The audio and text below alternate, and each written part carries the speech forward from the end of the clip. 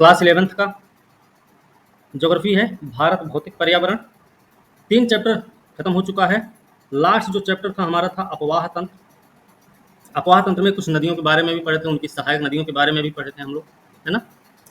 भारत के हिमालयी नदियाँ, भारत की प्रायद्वीपीय नदियाँ। प्रायद्वीपीय नदियाँ भी 2 तरीके की देखी हमने, अरब सागर में गिरने वाली, बंगाल की खाड़ी में गिरने वाली। बंगाल की खाड़ी में जो नदियाँ गिर रही हैं वो क्यों गिर रही हैं, उसका क्या रीजन, उसके पीछे कारण क्या रहा है। जो अरब सागर में गिर रहे हैं उसके पीछे कारण क्या है। पश्चिमी घाट का निर्माण जो हुआ वो किस तरीके हुआ, किस बेस पर हुआ है, क्या है वो। अच्छा, नर्मदा नदी जो भ्रंश घाटी से होकर बह रही है उसका रीजन क्या है, वो कर क्या रही। तो ऐसी कुछ चीज़ें आपको पता होनी चाहिए, ऑप्शनल के तौर पे नहीं, जीएस के तौर पे हर हालत में आपको पता रहना चाहिए। ठीक है, तो वीडियो जरूर देख लीजिएगा। अगर नहीं देखते हैं वो आप ही का मैटर है, हमारा काम था, हमने वीडियो अपलोड कर दिए हैं। ठीक है, सर इस इसके वाले बाद खंड में नहीं इस वाले खंड में तीसरा खंड है। तीसरे खंड में हम लोग 3 चैप्टर देखेंगे, जलवायु, वनस्पति, मृदा। हालांकि ये सारी चीजें हम पहले भी पढ़ रखे हैं। किसी देश की जलवायु को प्रभावित करने वाले कारक कौन कौन से हैं, किसी देश की वनस्पति को प्रभावित करने वाले, क्षेत्र की वनस्पति को प्रभावित करने वाले कारक, वहां की मिट्टी को प्रभावित करने वाले कारक, मिट्टी के निर्माण में प्रमुख भूमिका निभाने वाले तत्व कौन कौन से हैं, कारक कौन कौन से हैं, वो सारी चीजें हम पहले भी पढ़ चुके हैं। लेकिन क्योंकि ये स्टैंडर्ड अलग है, इसका लेवल अलग होगा, थोड़ा ज्यादा समझ में आएगा। ठीक है, तो सर सबसे पहले जलवायु स्टार्ट करेंगे। मौसम और जलवायु में क्या अंतर होता है ये भी हमने पहले ही पढ़ रखा है। इसमें क्या देखेंगे, मौसम और जलवायु के बारे में देखा जाएगा। जलवायु वाले में भाई तापमान, वायुदाब, पवन, वर्षा के स्थानिक कालिक वितरण देखा जाएगा। भारतीय मानसून, उसकी क्रियाविधि, आरंभ और परिवर्तिता, स्थानिक कालिक जलवायु प्रकार, ये चीजें। वनस्पतियों में वनों के प्रकार, उनका वितरण, वन्य जीव संरक्षण, जीवमंडल निचय। मृदा में प्रमुख प्रकार, उनका विभाजन, मृदा अवकर्षण और संरक्षण भी देखा जाएगा। ठीक है, तो सबसे पहले जलवायु ही शुरू करेंगे। आप गर्मियों में ज्यादा पानी पीते हैं, आपके गर्मियों के वस्त्र सर्दियों के वस्त्र से अलग भी होते हैं। उत्तरी भारत में आप गर्मियों में हल्के वस्त्र, सर्दियों में ऊनी वस्त्र क्यों पहनते हैं, क्या कारण है। दक्षिणी भारत में ऊनी वस्त्रों की जरूरत नहीं पड़ती है। उत्तर पूर्वी राज्य में पहाड़ियों को छोड़कर सर्दियां मृदु होती हैं। मृदु मतलब मृदुल टाइप की, मतलब ना तो ज्यादा ठंडी ना तो ज्यादा गर्मी होती है ना। चंपावत का एरिया अपना चंपावत जिला है उत्तराखंड का। टनकपुर मैदानी क्षेत्र में आप रहेंगे, क्योंकि वो मैदानी क्षेत्र है, वहां पे आपको गर्मी ठंडी का एहसास गर्मी में ठंडी में होता रहेगा। लेकिन चंपावत आप पहुंच गए तो आपको रात में और सुबह दोनों टाइम में स्वेटर पहनने की जरूरत पड़ेगी। रात में आपको रजाई भी ओढ़नी पड़ेगी हर हालत में, चाहे जितनी गर्मी हो रही हो। ठीक है, कुछ चीजें ऐसी हैं। तो वही चीज यहाँ पर भी, उत्तर पूर्वी जो क्षेत्र है वहां पर पहाड़ियों को छोड़ दिया जाए तो वहां की सर्दियां क्या होती है, मृदु टाइप की होती है। ठीक है, आसान होती है। विभिन्न ऋतुओं में मौसम की दशाओं में भिन्नता पाई जाती है। विभिन्न ऋतुओं में मौसम की दशाओं में भिन्नता पाई जाती है, याद रखना है। यह भिन्नता जो होती है मौसम के तत्व, जो ऋतुओं में मौसम की दशाओं में भिन्नता देखने को मिलती है, वो कैसे मिलती है, मौसम के तत्व, तापमान, वायुदाब, पवन की दिशा, गति, आर्द्रता और वर्षण इत्यादि में परिवर्तन से आती है। कहने का मतलब यह है, मौसम की दशाओं में जो भिन्नता देखने को मिलती है, ऋतुओं में जो भिन्नता है वो तो भाई है ही है, गर्मी में गर्मी, ठंडी में ठंडी लगेगी ही लगेगी। लेकिन ऋतुओं में मान लीजिए गर्मी में भी आपको अगर गर्मी के साथ साथ ठंडी का एहसास कहीं हो रहा है तो उसका रीजन क्या है, उसका कारण है तापमान, वायुदाब, वहां की पवनों की दिशा, गति, आर्द्रता, वहां के वर्षण। ठीक है, याद रखना। मौसम क्या है, मौसम के बारे में देखा जाए तो वायुमंडल की एक क्षणिक अवस्था होती है, जबकि जलवायु होता है अपेक्षाकृत लंबे समय की मौसमी दशाओं का औसत। मौसम जल्दी जल्दी बदलता है, जैसा कि एक दिन में, एक सप्ताह में, परंतु जलवायु में बदलाव 50 या इससे अधिक वर्षों में आता है। अब अपनी पहले की कक्षाओं में आप मानसून के बारे में पढ़ चुके हैं, आपको मानसून शब्द का अर्थ भी ज्ञात है। मानसून से अभिप्राय एक ऐसी जलवायु है जिसमें ऋतु के अनुसार पवनों की दिशा में उत्क्रमण हो जाता है ना। मानसून शब्द की जानकारी, मानसून की जानकारी सबसे पहले हमको अरब व्यापारियों के थ्रू मिली है, हमने इतिहास में भी पढ़ा है ना। उनकी पतवार वाली जहाजें जब लेकर निकलते थे व्यापार के लिए तो वो मानसून का इंतजार करते थे। बात समझ में आ रही है? जी सर। भारत की जलवायु उष्ण मानसूनी है, और जो दक्षिणी और दक्षिण पूर्वी एशिया में पाई जाती है, मतलब दक्षिण पूर्वी एशिया की जो जलवायु है वो भारत की जलवायु है। मानसून जलवायु में एक रूपता और विविधता। मानसून पवनों की व्यवस्था भारत और दक्षिण पूर्व एशिया के बीच एकता को बल प्रदान करती है। मानसून जलवायु में एक रूपता और विविधता। मानसून पवनों की व्यवस्था भारत दक्षिण पूर्व एशिया के बीच एकता को बल प्रदान करती है। मानसून जलवायु की व्यापक एकता के दृष्टिकोण से किसी को भी जलवायु की प्रादेशिक भिन्नताओं की उपेक्षा नहीं करनी चाहिए। ठीक है, यही भिन्नता भारत के विभिन्न प्रदेशों के मौसम और जलवायु को एक दूसरे से अलग करती है। उदाहरण के लिए दक्षिण में केरल, तमिलनाडु की जलवायु उत्तर में उत्तर प्रदेश, बिहार की जलवायु से बिल्कुल अलग है। फिर भी इन सभी राज्यों की जलवायु मानसून प्रकार की है। ध्यान रखना भाई। भारत की जलवायु में अनेक प्रादेशिक भिन्नताएं, जिन्हें पवनों के प्रतिरूप, तापक्रम, वर्षा ऋतुओं की लय, आर्द्रता, शुष्कता की मात्रा में भिन्नता के रूप में देखा जा सकता है। जो भारत की जलवायु में प्रादेशिक भिन्नताएं मौजूद हैं, वो क्यों मौजूद हैं? वो पवनों के प्रतिरूप के आधार पर भिन्न है भाई, उनके तापक्रम के आधार पर भिन्न है, वर्षा के आधार पर भिन्न है, ऋतुओं की लय के आधार पर, आर्द्रता और शुष्कता की मात्रा में भिन्नता के आधार पर उनमें प्रादेशिक भिन्नताएं देखने को मिलती हैं। इन प्रादेशिक विविधताओं का जलवायु के उपवर्गों के रूप में वर्णन किया जा सकता है। अब हम तापमान, पवनों और वर्षा की प्रादेशिक विविधताओं का जरा गौर से अवलोकन करें। गर्मियों में पश्चिमी मरुस्थल में तापक्रम कई बार 55 डिग्री सेल्सियस को स्पर्श कर लेता है, जबकि सर्दियों में लेह के आसपास तापमान -45 डिग्री सेल्सियस तक गिर जाता है। ठीक है, जबकि उसी दिन अरुणाचल प्रदेश के तवांग जिले में तापमान मुश्किल से 19 डिग्री सेल्सियस तक पहुंचता है। मतलब राजस्थान का जो चुरू जिला है, जून के महीने में देखा जाए 50 डिग्री सेल्सियस होता है या उससे भी अधिक हो जाता है। वहीं पर अगर हम अरुणाचल प्रदेश के तवांग जिले की बात करेंगे तो वहां पे आपको 19 डिग्री मिल जाएगा। दिसंबर की किसी रात में लद्दाख के द्रास का रात का तापमान आपको मिल जाएगा कितना? -45 डिग्री सेल्सियस। जबकि उसी रात को तिरुवनंतपुरम या चेन्नई में तापमान 20 डिग्री सेल्सियस देख सकते हैं, या फिर आप 22 डिग्री सेल्सियस देख सकते हैं। उदाहरण पुष्टि करते हैं कि भारत में एक स्थान से दूसरे स्थान पर, एक क्षेत्र से दूसरे क्षेत्र के तापमान में ऋतुगत अंतर पाया जाता है। ये स्टेटमेंट हमको पता रहना चाहिए कि देश में, भारत में एक स्थान से दूसरा स्थान, एक क्षेत्र से दूसरा क्षेत्र में भी ऋतुगत अंतर, आपको वहां के तापमान में ऋतुगत अंतर देखने को मिल सकता है।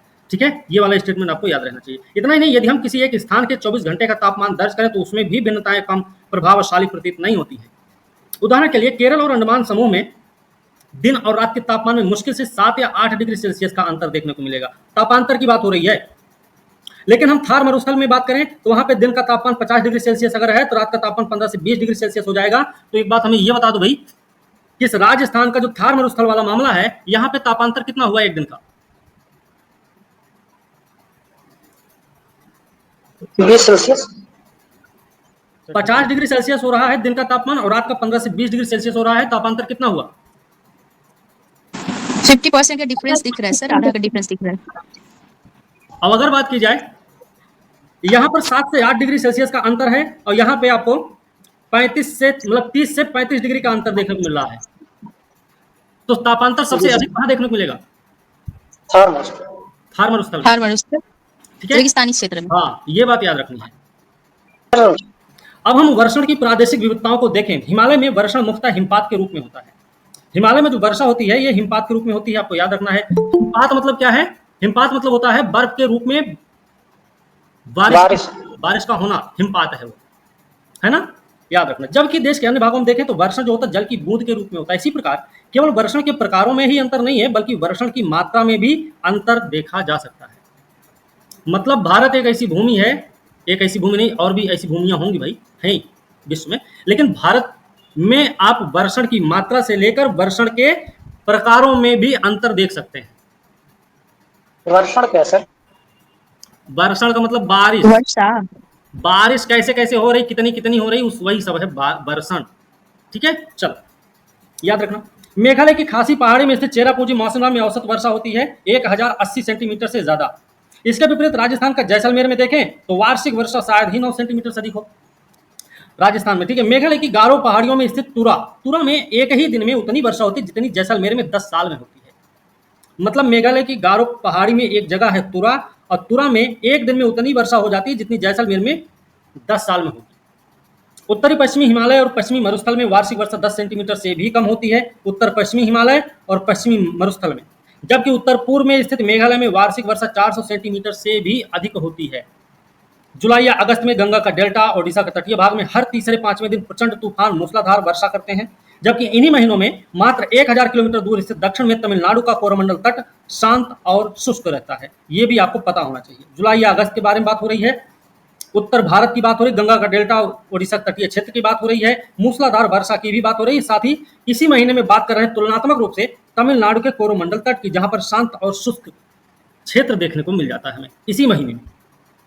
देश के अधिकांश भागों में वर्षा जून और सितंबर के बीच में होती है, किंतु तमिलनाडु के तटीय प्रदेश में जो वर्षा होती है वो शरद ऋतु या फिर जाड़ों के आरंभ में होती है।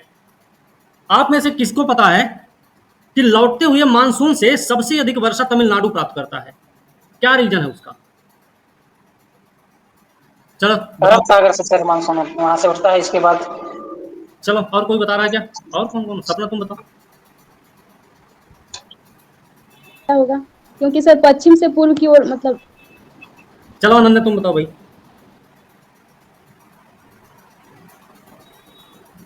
गुड़िया, खुशबू, अंशु, रोशन और कौन? इस वाले एरिया की बनावट कुछ अजीब तरीके की है। इस वाले एरिया में 3 अर्धचंद्राकार स्थितियां पाई जाती हैं। इन 3 अर्धचंद्राकार स्थितियों के चलते क्या होता है, हवाएं जो बंगाल की लौटते हुए मानसून की हैं, वो बंगाल की खाड़ी से जब उठती हैं तो इन अर्धचंद्राकार स्थितियों में आके फंस जाती हैं। इस वजह से यहाँ पे बारिश कर देती हैं। इन तीनों अर्धचंद्राकार स्थितियों के नाम किसी को पता हो तो बता देना।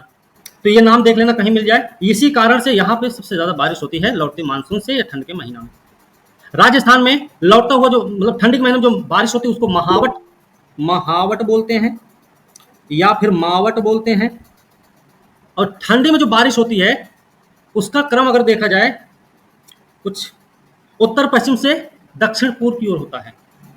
पेपर में ये भी आया हुआ प्रश्न है तो आपको ये भी याद रखने की जरूरत है। चलिए, इन सभी भिन्नताओं और विविधताओं के बावजूद भी भारत की जलवायु अपनी लय और विशिष्टता में मानसूनी है।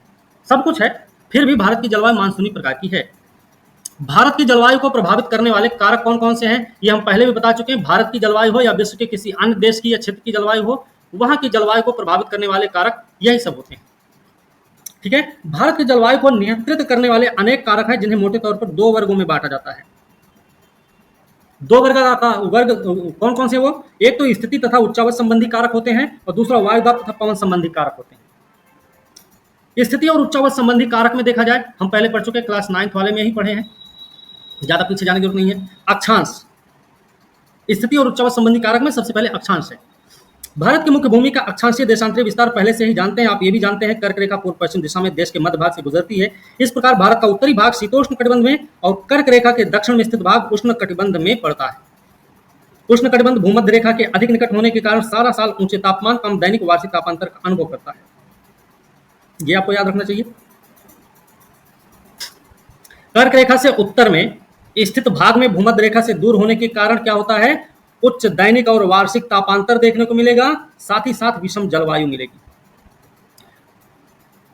कर्क रेखा का दक्षिणी हिस्सा भूमध्य रेखा के पास में है, उसका प्रभाव क्या देखने को मिल रहा है, पूरा साल ऊंचा तापमान मिलेगा, कम दैनिक वार्षिक तापांतर भी मिलता है।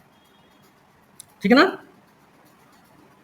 लेकिन कर्क रेखा का उत्तर वाला जो हिस्सा है वो भूमध्य रेखा से दूर है और दूर होने के नाते वहां पर दैनिक और वार्षिक तापांतर भी उच्च देखने को मिलेगा, साथ ही विषम जलवायु भी पाई जाएगी।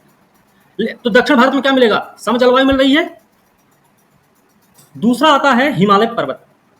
उत्तर में ऊंचा हिमालय अपने सभी विस्तारों के साथ एक प्रभावी जलवायु विभाजक है। ऊंची पर्वत श्रृंखला उपमहाद्वीप के उत्तरी पवनों से अभेद्य सुरक्षा प्रदान करती है। पूरे उपमहाद्वीप को जमा देने वाली ये ठंडी पवनें उत्तरी ध्रुव रेखा के निकट पैदा होती, मध्य तथा पूर्वी एशिया में आर पार बहती हैं, मध्य और पूर्वी एशिया में आर पार बह रही हैं। इसी प्रकार हिमालय पर्वत मानसून पवनों को रोककर उपमहाद्वीप में वर्षा का कारण भी बनता है।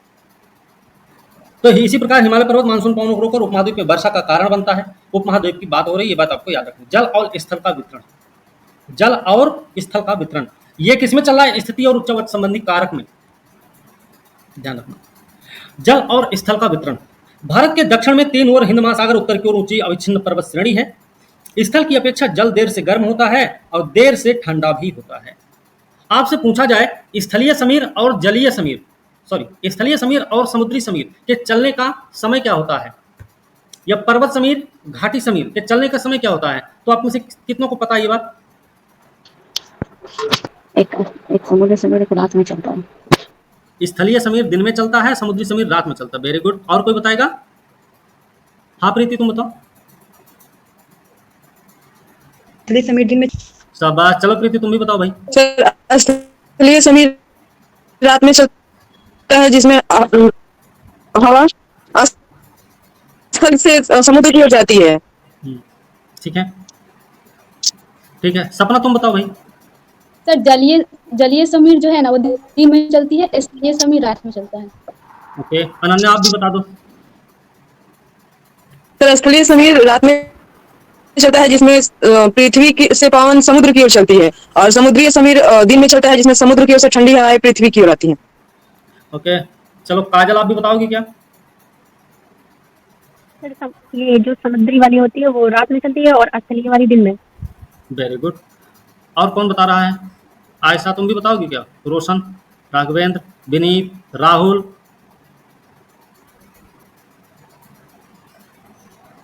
सर स्थलीय समीर जो है ना वो रात में चलेगी स्थल से समुद्र की ओर, और हाँ ठीक समुद्री जो है वो दिन में चलेगी समुद्र से स्थल की ओर जाएगी। ठीक है। समुद्री हवा होता है सर, हम्म जो मतलब समुद्र से पृथ्वी की ओर जाता है, तो ये समुद्र तल से स्थल की ओर चलता है, एक रात में चला। हम ये पूछ रहे हैं स्थलीय समीर किसे कहते हैं? चलो काजल आप बताओ। स्थलीय समीर वो होता है जो मतलब धरा पे पृथ्वी पे चलता है, और ये जो समुद्री समीर होता है ये समुद्र में चलता है। ठीक है। हाँ प्रीति आप भी बता दो। सर जब सूर्य की किरणें पृथ्वी पर पड़ती है तो स्थल गर्म होने लगता है, तो वो लो प्रेशर की ओर हवाएं चलने लगती है। लो प्रेशर उस समय समुद्र में रहता है क्योंकि पानी धीरे धीरे गर्म होता है, तो उसे स्थलीय समीर कहते हैं। और जब रात को स्थल जल्दी ठंडा हो जाता है और पानी धीरे धीरे गर्म हो जाता है, तो उस समय स्थल पे लो प्रेशर रहता है, तो समुद्र से हाई प्रेशर की हवाएं स्थल पे आती हैं। अरे सब गड़बड़ा दी। देखो भाई, सर स्थलीय समीर हाँ बोलो बोलो, तुम ही बोलो। सर स्थलीय समीर है ना जो सूर्योदय के बाद चलती है, जब सूरज डूबता है उसके बाद ये स्टार्ट होती है सर, और ओके, फिर हाँ। सूर्योदय हाँ हाँ ठीक है, जब सूर्योदय होता तब सूर्योदय से पहले समाप्त हो जाता है सर। ठीक है। सर देखो समुद्री समीर हाँ बता दो, तुम भी बोलो। मतलब समुद्री समीर कहने का मतलब है तो समुद्र से स्थल की ओर चलेगी। तो वैसा कब होता है? दिन में होता है ना, मतलब कि अच्छा सरफेस जो है ना जल्दी से गर्म हो जाती है ना, तो हवा ऊपर की ओर उठती है, और उसका स्थान लेने के लिए समुद्र से जो ठंडी हवाएं हैं वो वापस आती है पृथ्वी की ओर।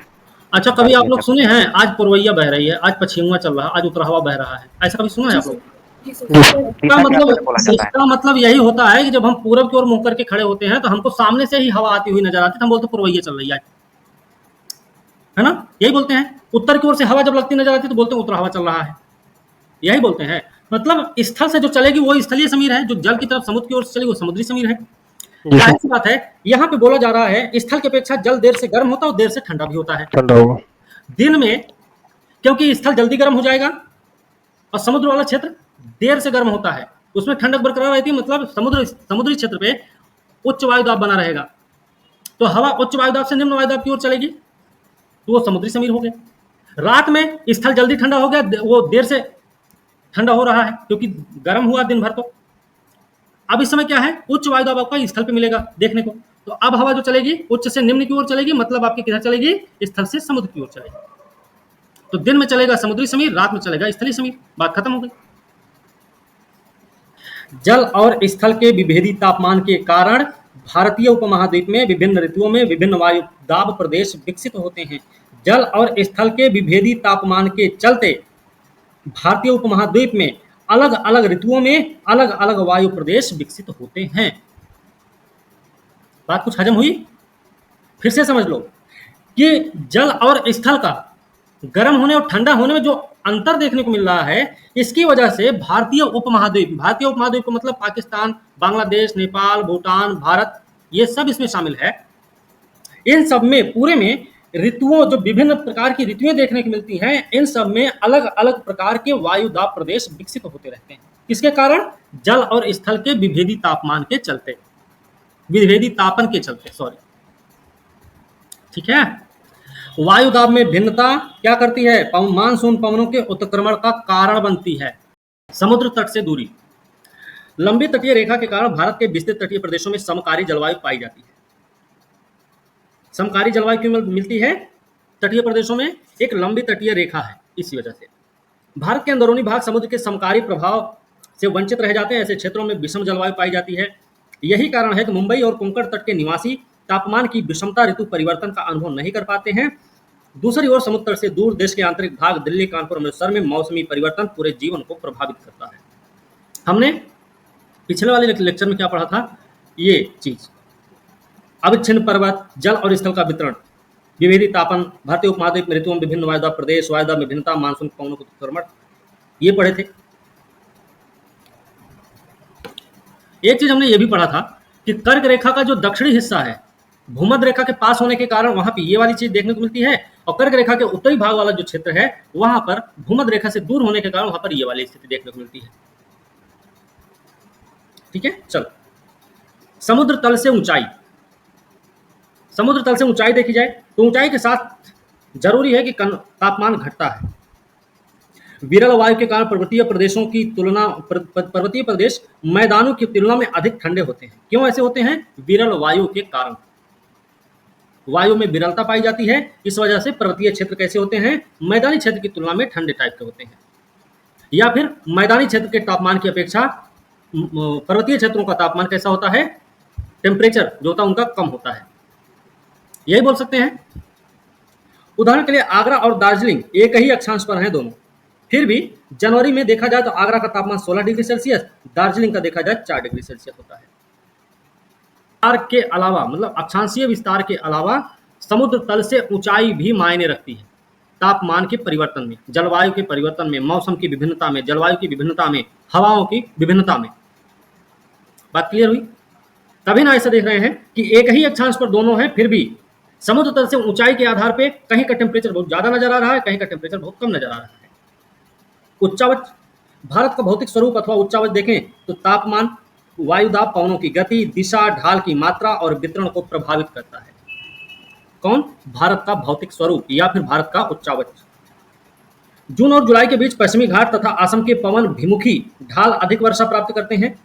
जून जुलाई में पश्चिमी घाट का भी पवन भिमुखी ढाल, पवन भिमुखी बोल रहे हैं भाई, पवन विमुख नहीं बोल रहे हैं, पवनाभिमुखी ढाल जो होते हैं, इसी दौरान पवनाभिमुखी ढाल अधिक वर्षा प्राप्त कर, जबकि इसी दौरान देखा जाए तो पश्चिमी घाट के साथ लगा दक्षिणी पठार पवन विमुखी स्थिति के कारण कम वर्षा प्राप्त करता है। विदर्भ, मराठवाड़ा का एरिया आप देख सकते हैं, कर्नाटक का कुछ एरिया ऐसा है, तमिलनाडु का भी कुछ क्षेत्र ऐसा है, मिलेगा आपको थोड़ा सा। तो ये जो क्षेत्र होंगे ये क्या हो जाएंगे? पवन विमुख ढाल पे या पवन विमुख क्षेत्र में पहुंच जाएंगे। वायुदाब और पवनों से जुड़े कारक, भारत की स्थानीय जलवायु में पाई जाने वाली विविधता को समझने के लिए 3 कारकों की क्रियाविधि को जानना जरूरी है। वो 3 विधियां कौन सी हैं? पहला है वायुदाब और पवनों का धरातल पर वितरण, वायुदाब और पवनों का धरातल पर वितरण।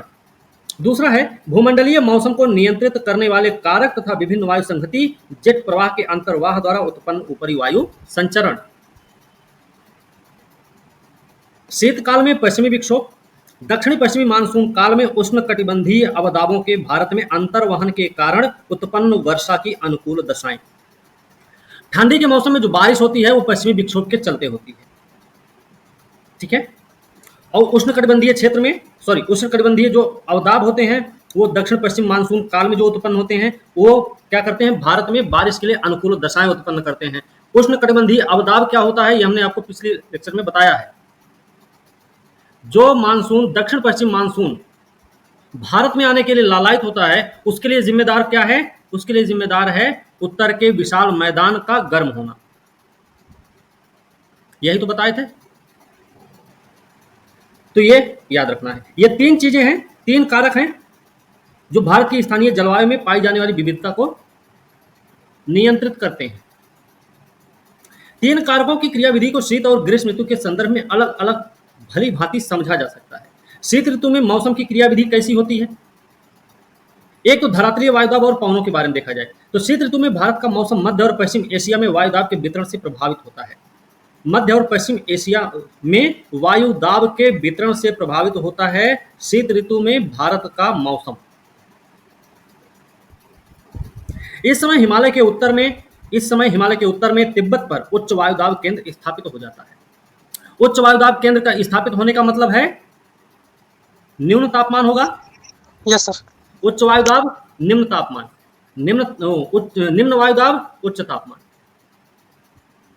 ध्यान रखना, तापमान और वायुदाब में अनुकूल संबंध होता है क्या? नहीं सर, विपरीत। प्रतिकूल संबंध होता है, विपरीत संबंध होता है। इस समय हिमालय के उत्तर में तिब्बत पर उच्च वायुदाब केंद्र बन जाता है। इस उच्च वायुदाब केंद्र के दक्षिण में भारतीय उपमहाद्वीप की ओर निम्न स्तर पर धरातल के साथ साथ पवनों का प्रवाह प्रारंभ हो जाता है। मध्य एशिया के उच्च वायुदाब केंद्र से बाहर की ओर चलने वाली धरातलीय पवनें भारत में शुष्क महाद्वीपीय पवनों के रूप में पहुंचती हैं। ये महाद्वीपीय पवनें उत्तर पश्चिमी भारत में व्यापारिक पवनों के संपर्क में आती हैं, लेकिन इस संपर्क क्षेत्र की स्थिति स्थायी नहीं होती है। कई बार तो इसकी स्थिति खिसक कर पूर्व में मध्य गंगा घाटी के ऊपर पहुंच जाती है। परिणाम स्वरूप मध्य गंगा घाटी तक संपूर्ण उत्तर भारत इन शुष्क उत्तर पश्चिमी पवनों के प्रभाव में आ जाता है। यहाँ पर ठंड में बहने वाली हवाओं की बात चल रही है। तिब्बत का पठार भैया उच्च दाब वाला हो चुका है, उच्च वायुदाब वाला बन चुका है। हवाएं जो चलेंगी अब तिब्बत के पठार से उच्च वायुदाब से निम्न वायुदाब की ओर ही हवाएं चलती हैं, जाहिर सी बात है। और जो मध्य एशिया से हवाएं आ रही हैं वो भी शुष्क हैं, लेकिन उसमें भी उच्च वायुदाब है, तो उनको भी एक रास्ता चाहिए निकलने के लिए।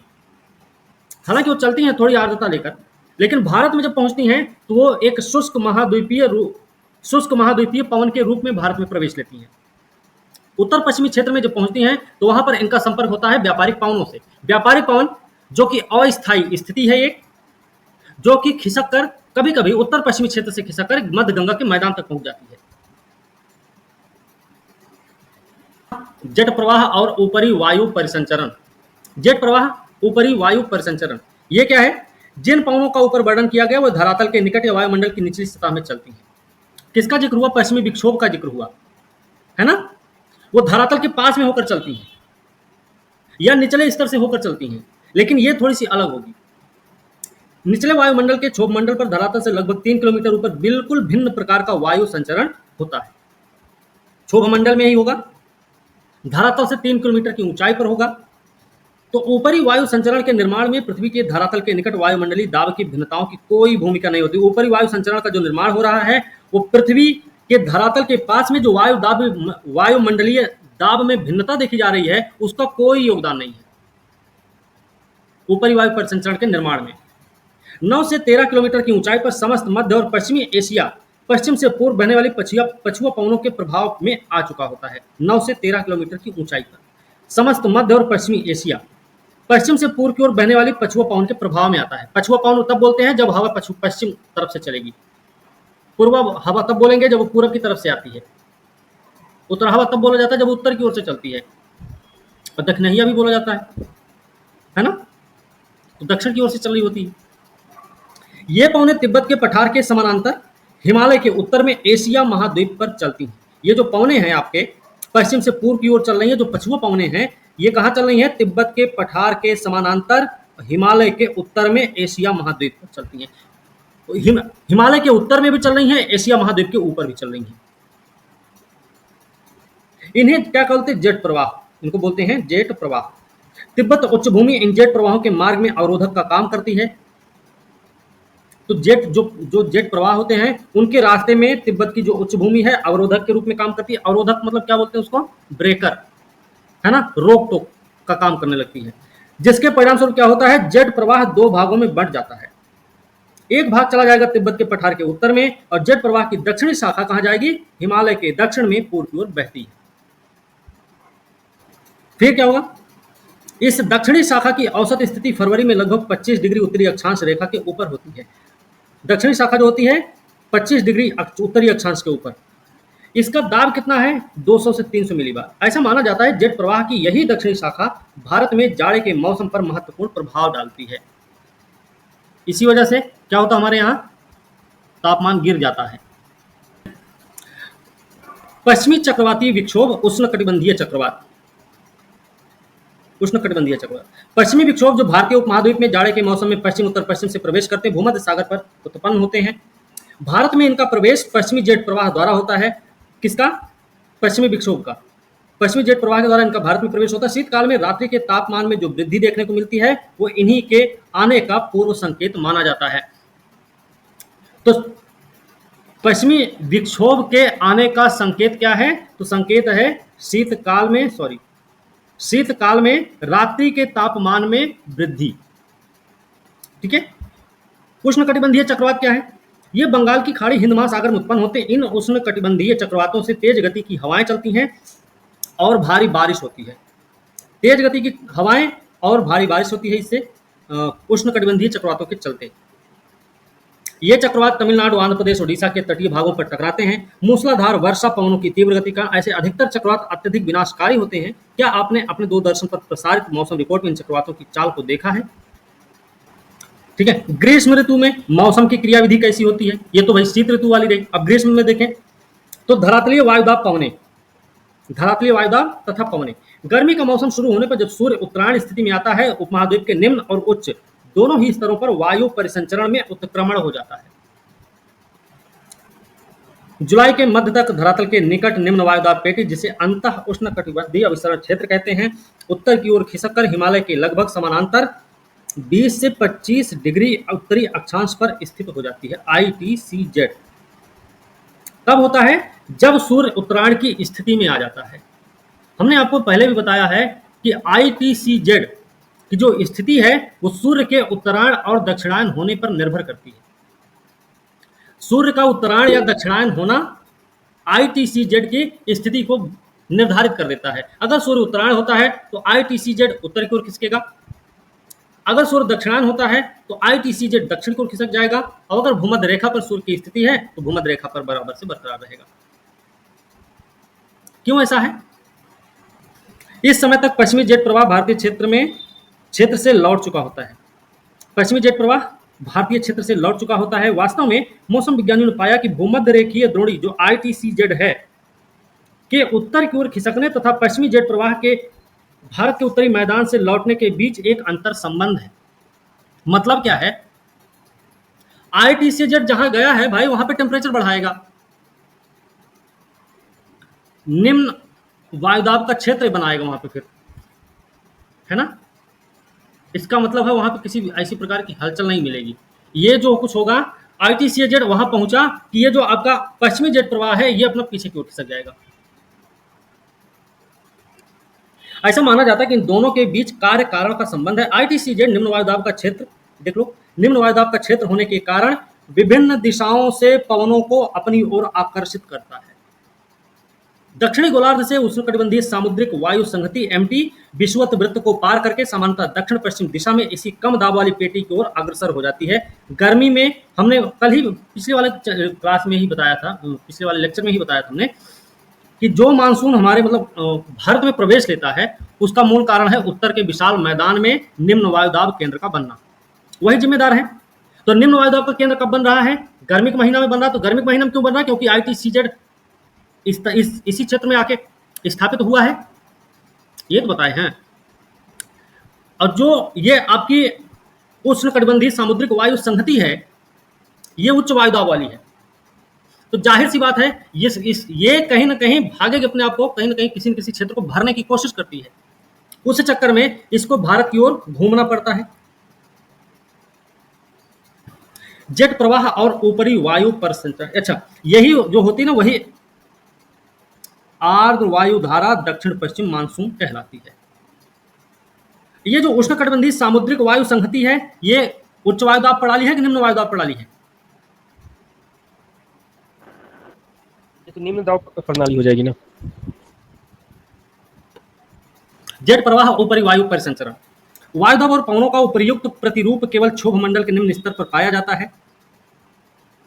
जून में प्रायद्वीप के दक्षिणी भाग पर पूर्वी जेट प्रवाह 90 किलोमीटर प्रति घंटा की गति से चलता है। जेट प्रवाह अगस्त में 15 डिग्री उत्तर अक्षांश पर, सितंबर में 22 डिग्री उत्तर अक्षांश पर होता है।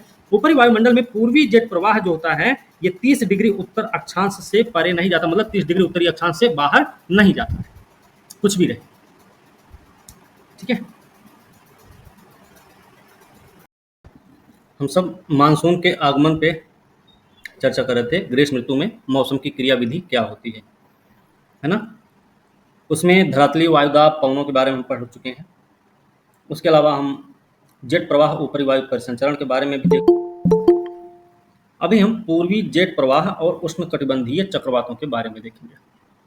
ठीक है, तो पूर्वी जेट प्रवाह उष्णकटिबंधीय चक्रवात। पूर्वी जेट प्रवाह उष्णकटिबंधीय चक्रवातों को भारत में लाता है। उष्णकटिबंधीय चक्रवात को लाने के लिए भारत में पूर्वी जेट प्रवाह जिम्मेदार है। यहाँ पे इसके कहने का मतलब यही है। चक्रवात जो होता है ये भारतीय उपमहाद्वीप में वर्षा के वितरण में महत्वपूर्ण भूमिका निभाता है, जो उष्णकटिबंधीय चक्रवात होता है। इन चक्रवातों के मार्ग में भारत में सर्वाधिक वर्षा वाले भाग हैं। इन चक्रवातों की बारंबारता, दिशा, गहनता, प्रवाह एक लंबे दौर में भारत की ग्रीष्मकालीन मानसूनी वर्षा के प्रतिरूप निर्धारण पर पड़ता है। उन चक्रवातों की बारंबारता है, दिशा, गहनता, प्रवाह जो होता है वो भारत की ग्रीष्मकालीन जो मानसूनी वर्षा होती है उसके प्रतिरूप को निर्धारित करती है। ठीक है ना। अब ITCZ क्या होता है? अंतः उष्णकटिबंधीय अभिसरण क्षेत्र क्या होता है? विषुवत वृत्त पर स्थित अंतः उष्ण कटिबंधीय अभिसरण क्षेत्र एक निम्न वायु दाब वाला क्षेत्र होता है। कहाँ पे? विषुवत वृत्त पर होता है। यहाँ पर व्यापारिक पवनें मिलती हैं, अतः इस क्षेत्र में वायु ऊपर उठने लगती है। जुलाई के महीने में ITCZ 20 डिग्री से 25 डिग्री उत्तरी अक्षांश के आसपास गंगा के मैदान में स्थित हो जाता है। ठीक है। कब ये होता है? जुलाई के महीना में। ऐसे प्रश्न पूछा भी गया है। इस महीने में कहाँ पे ITCZ देखने को मिलता है आप लोग? तो जुलाई के महीना में ITCZ 20 से 25 डिग्री उत्तरी अक्षांश के आसपास गंगा के मैदान में स्थित होता है। इसे कभी कभी मानसूनी गर्त भी कहा जाता है। तो मानसूनी गर्त का एक दूसरा रूप है ITCZ। ये मानसूनी गर्त उत्तर और उत्तर पश्चिमी भारत पर तापीय निम्न वायुदाब के विकास को प्रभावित करता है। इस मानसूनी गर्त के चलते ही क्या होता है? उत्तर और उत्तर पश्चिमी भारत पर निम्न वायुदाब का विकास होता है। ठीक है। किसके कारण होता है? मानसूनी गर्त के चलते या ITCZ के चलते। ITCZ के उत्तर की ओर खिसकने के कारण दक्षिणी गोलार्ध की जो व्यापारिक पवनें होती हैं वो 40 से 60 डिग्री पूर्वी देशांतरों के बीच विषुवत वृत्त को पार कर जाती हैं। पूर्वी देशांतर के बीच विषुवत वृत्त को पार कर जाती हैं। कोरियोलिस बल के प्रभाव से विषुवत वृत्त को पार करने वाले इन व्यापारिक पवनों की दिशा कैसी होती है? तो दक्षिण पश्चिम से उत्तर पूर्व की ओर होती है। कोरियोलिस क्या होता है? चलो, तो विषुवत वृत्त को जो पार करने वाली हवाएं हैं वो कोरियोलिस बल के प्रभाव के चलते दक्षिण पूर्व से उत्तर पश्चिम की ओर दक्षिण पश्चिम से उत्तर पूर्व की ओर हो जाती है। यही दक्षिण पश्चिम मानसून होता है। ठीक है। यही दक्षिण पश्चिम मानसून होता है। शीत ऋतु में ITCZ दक्षिण की ओर खिसक जाता है। शीत ऋतु में दक्षिण की ओर खिसक जाता है। इसी के अनुसार पवनों की दिशा दक्षिण पश्चिम से बदलकर उत्तर पूर्व हो जाती है। भाई जाहिर सी बात है, अगर ITCZ का विस्तार उत्तरी गोलार्ध में हो रहा है तो मानसूनी जो पवनें हैं जो आपकी व्यापारिक पवनें हैं उनकी दिशा हो जाएगी दक्षिण पश्चिम से उत्तर पूर्व की ओर। और जब ये ITCZ का विस्तार दक्षिणी गोलार्ध में होता है तो उस समय पवनों की दिशा क्या हो जाती है? उत्तर पूर्व से दक्षिण पश्चिम की ओर। बात क्लियर हुई यहां तक? तो जब ITCZ दक्षिण में विस्तारित हो जाता है उस समय व्यापारिक पवनों की जो दिशा होती है, हम चाल उस समय बोल रहे थे, जो व्यापारिक पवनों की दिशा होती है वो उत्तर पूर्व से दक्षिण पश्चिम की ओर होती है। और जब ITCZ का विस्तार उत्तर की ओर होता है, जो कि वो भारतीय उपमहाद्वीप के उत्तर और उत्तर पश्चिमी क्षेत्र में निम्न वायुदाब के क्षेत्र बनने के लिए प्रोत्साहन भी प्रदान करता है, निम्न वायुदाब क्षेत्र बनने के लिए जिम्मेदार भी होता है, मानसूनी गर्त का निर्माण करने के लिए जिम्मेदार होता है। उस स्थिति में व्यापारिक हवाओं की जो दिशा होती है वो दक्षिण पश्चिम से उत्तर पूर्व की ओर हो जाती है। भारतीय मानसून की प्रकृति कैसी है? भारतीय मानसून की प्रकृति, तो भारतीय मानसून की प्रकृति कैसी है? भारतीय मानसून एक सुपरिचित जलवायवीय घटक होती है। उसके बारे में बहुत कम जानकारी उपलब्ध है। सदियों से होते आ रहे प्रेक्षणों के बावजूद मानसून आज भी वैज्ञानिकों के लिए एक पहेली बना हुआ है। मानसून की सही प्रकृति, उसके कारणों को जानने के अनेक प्रयास किए गए, किंतु अब तक कोई भी एक सिद्धांत इसे पूरी तरह से स्पष्ट नहीं कर पाया है। अब तक इसके सिद्धांत स्पष्ट, पिछले कुछ दिनों में इसका तोड़ तब सामने आया जब मानसून का अध्ययन क्षेत्रीय स्तर की बजाय भूमंडलीय स्तर पर किया गया। क्षेत्रीय स्तर की बजाय इसका भूमंडलीय स्तर पर अध्ययन किया गया। क्या मतलब है? इसमें दक्षिण एशियाई क्षेत्र में वर्षा के कारणों का व्यवस्थित अध्ययन मानसून के कारणों को समझने में सहायता करता है। दक्षिण एशियाई क्षेत्र में जो वर्षा के कारण हैं उनका व्यवस्थित अध्ययन मानसून के कारणों को समझने के लिए सहायता कर सकता है। मानसून का आरंभ, कुछ विशेष इसके पक्ष हैं, जैसे मानसून का आरंभ उसका स्थल की ओर बढ़ना, वर्षा वाले तंत्र क्या क्या हैं? उष्णकटिबंधीय चक्रवात, मानसूनी वर्षा की आवृत्ति, वितरण के बीच संबंध, मानसून में विच्छेद। ठीक है। तो ये कुछ चीजें हैं जो मानसून को समझने में सहायता कर सकते हैं। ये आपके दक्षिण एशियाई क्षेत्र में वर्षा के कारण के लिए, वर्षा के लिए भी जिम्मेदार होते हैं। यहां पर एल नीनो दिया गया है और भारतीय मानसून दिया गया है। एल नीनो क्या है? एक ऐसा जटिल मौसम तंत्र होता है जो हर 5 या 10 साल बाद प्रकट होता है। इसके कारण संसार के विभिन्न भागों में सूखा पड़ जाता है, बाढ़ आ जाती है, मौसम की चरम अवस्थाएं भी आ जाती हैं। भारत में क्या होगा? भारतीय जो मानसून है वो भैया कमजोर हो जाएगा एल नीनो के आने से। ठीक है, ठीक है। एल नीनो के चलते तो ये 5 या 10 साल बाद प्रकट होता है एल नीनो, जिसकी वजह से अलग अलग क्षेत्रों में, संसार के अलग अलग क्षेत्रों में बाढ़ भी आ सकती है, सूखा भी आ सकता है, मौसम की चरम अवस्थाएं भी आती हैं।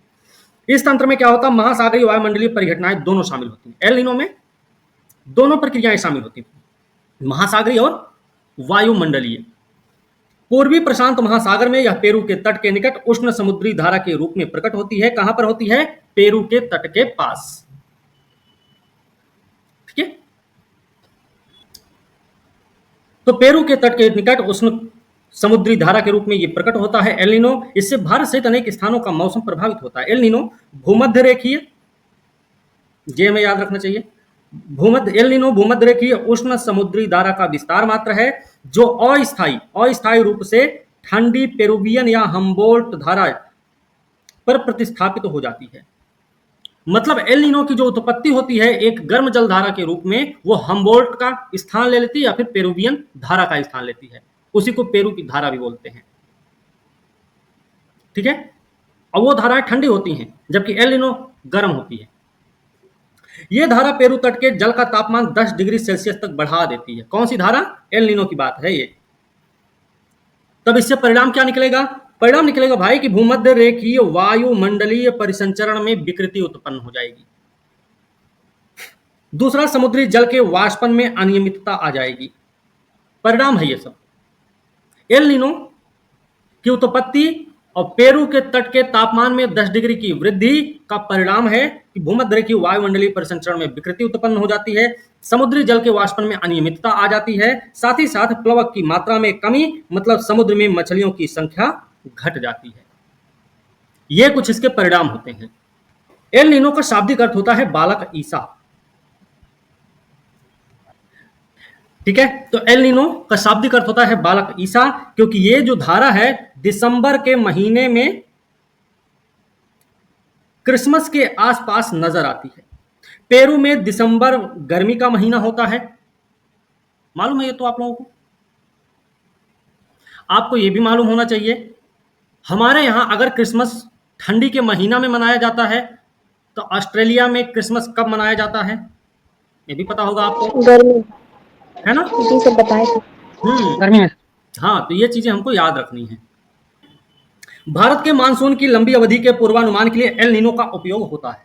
भारत में मानसून की लंबी अवधि के पूर्वानुमान के लिए एल नीनो का उपयोग होता है। 1990-91 में एल नीनो का प्रचंड रूप देखने को मिला था, जिस कारण देश के अधिकतर भागों में मानसून के आगमन में 5 से 12 दिनों की देरी हुई थी।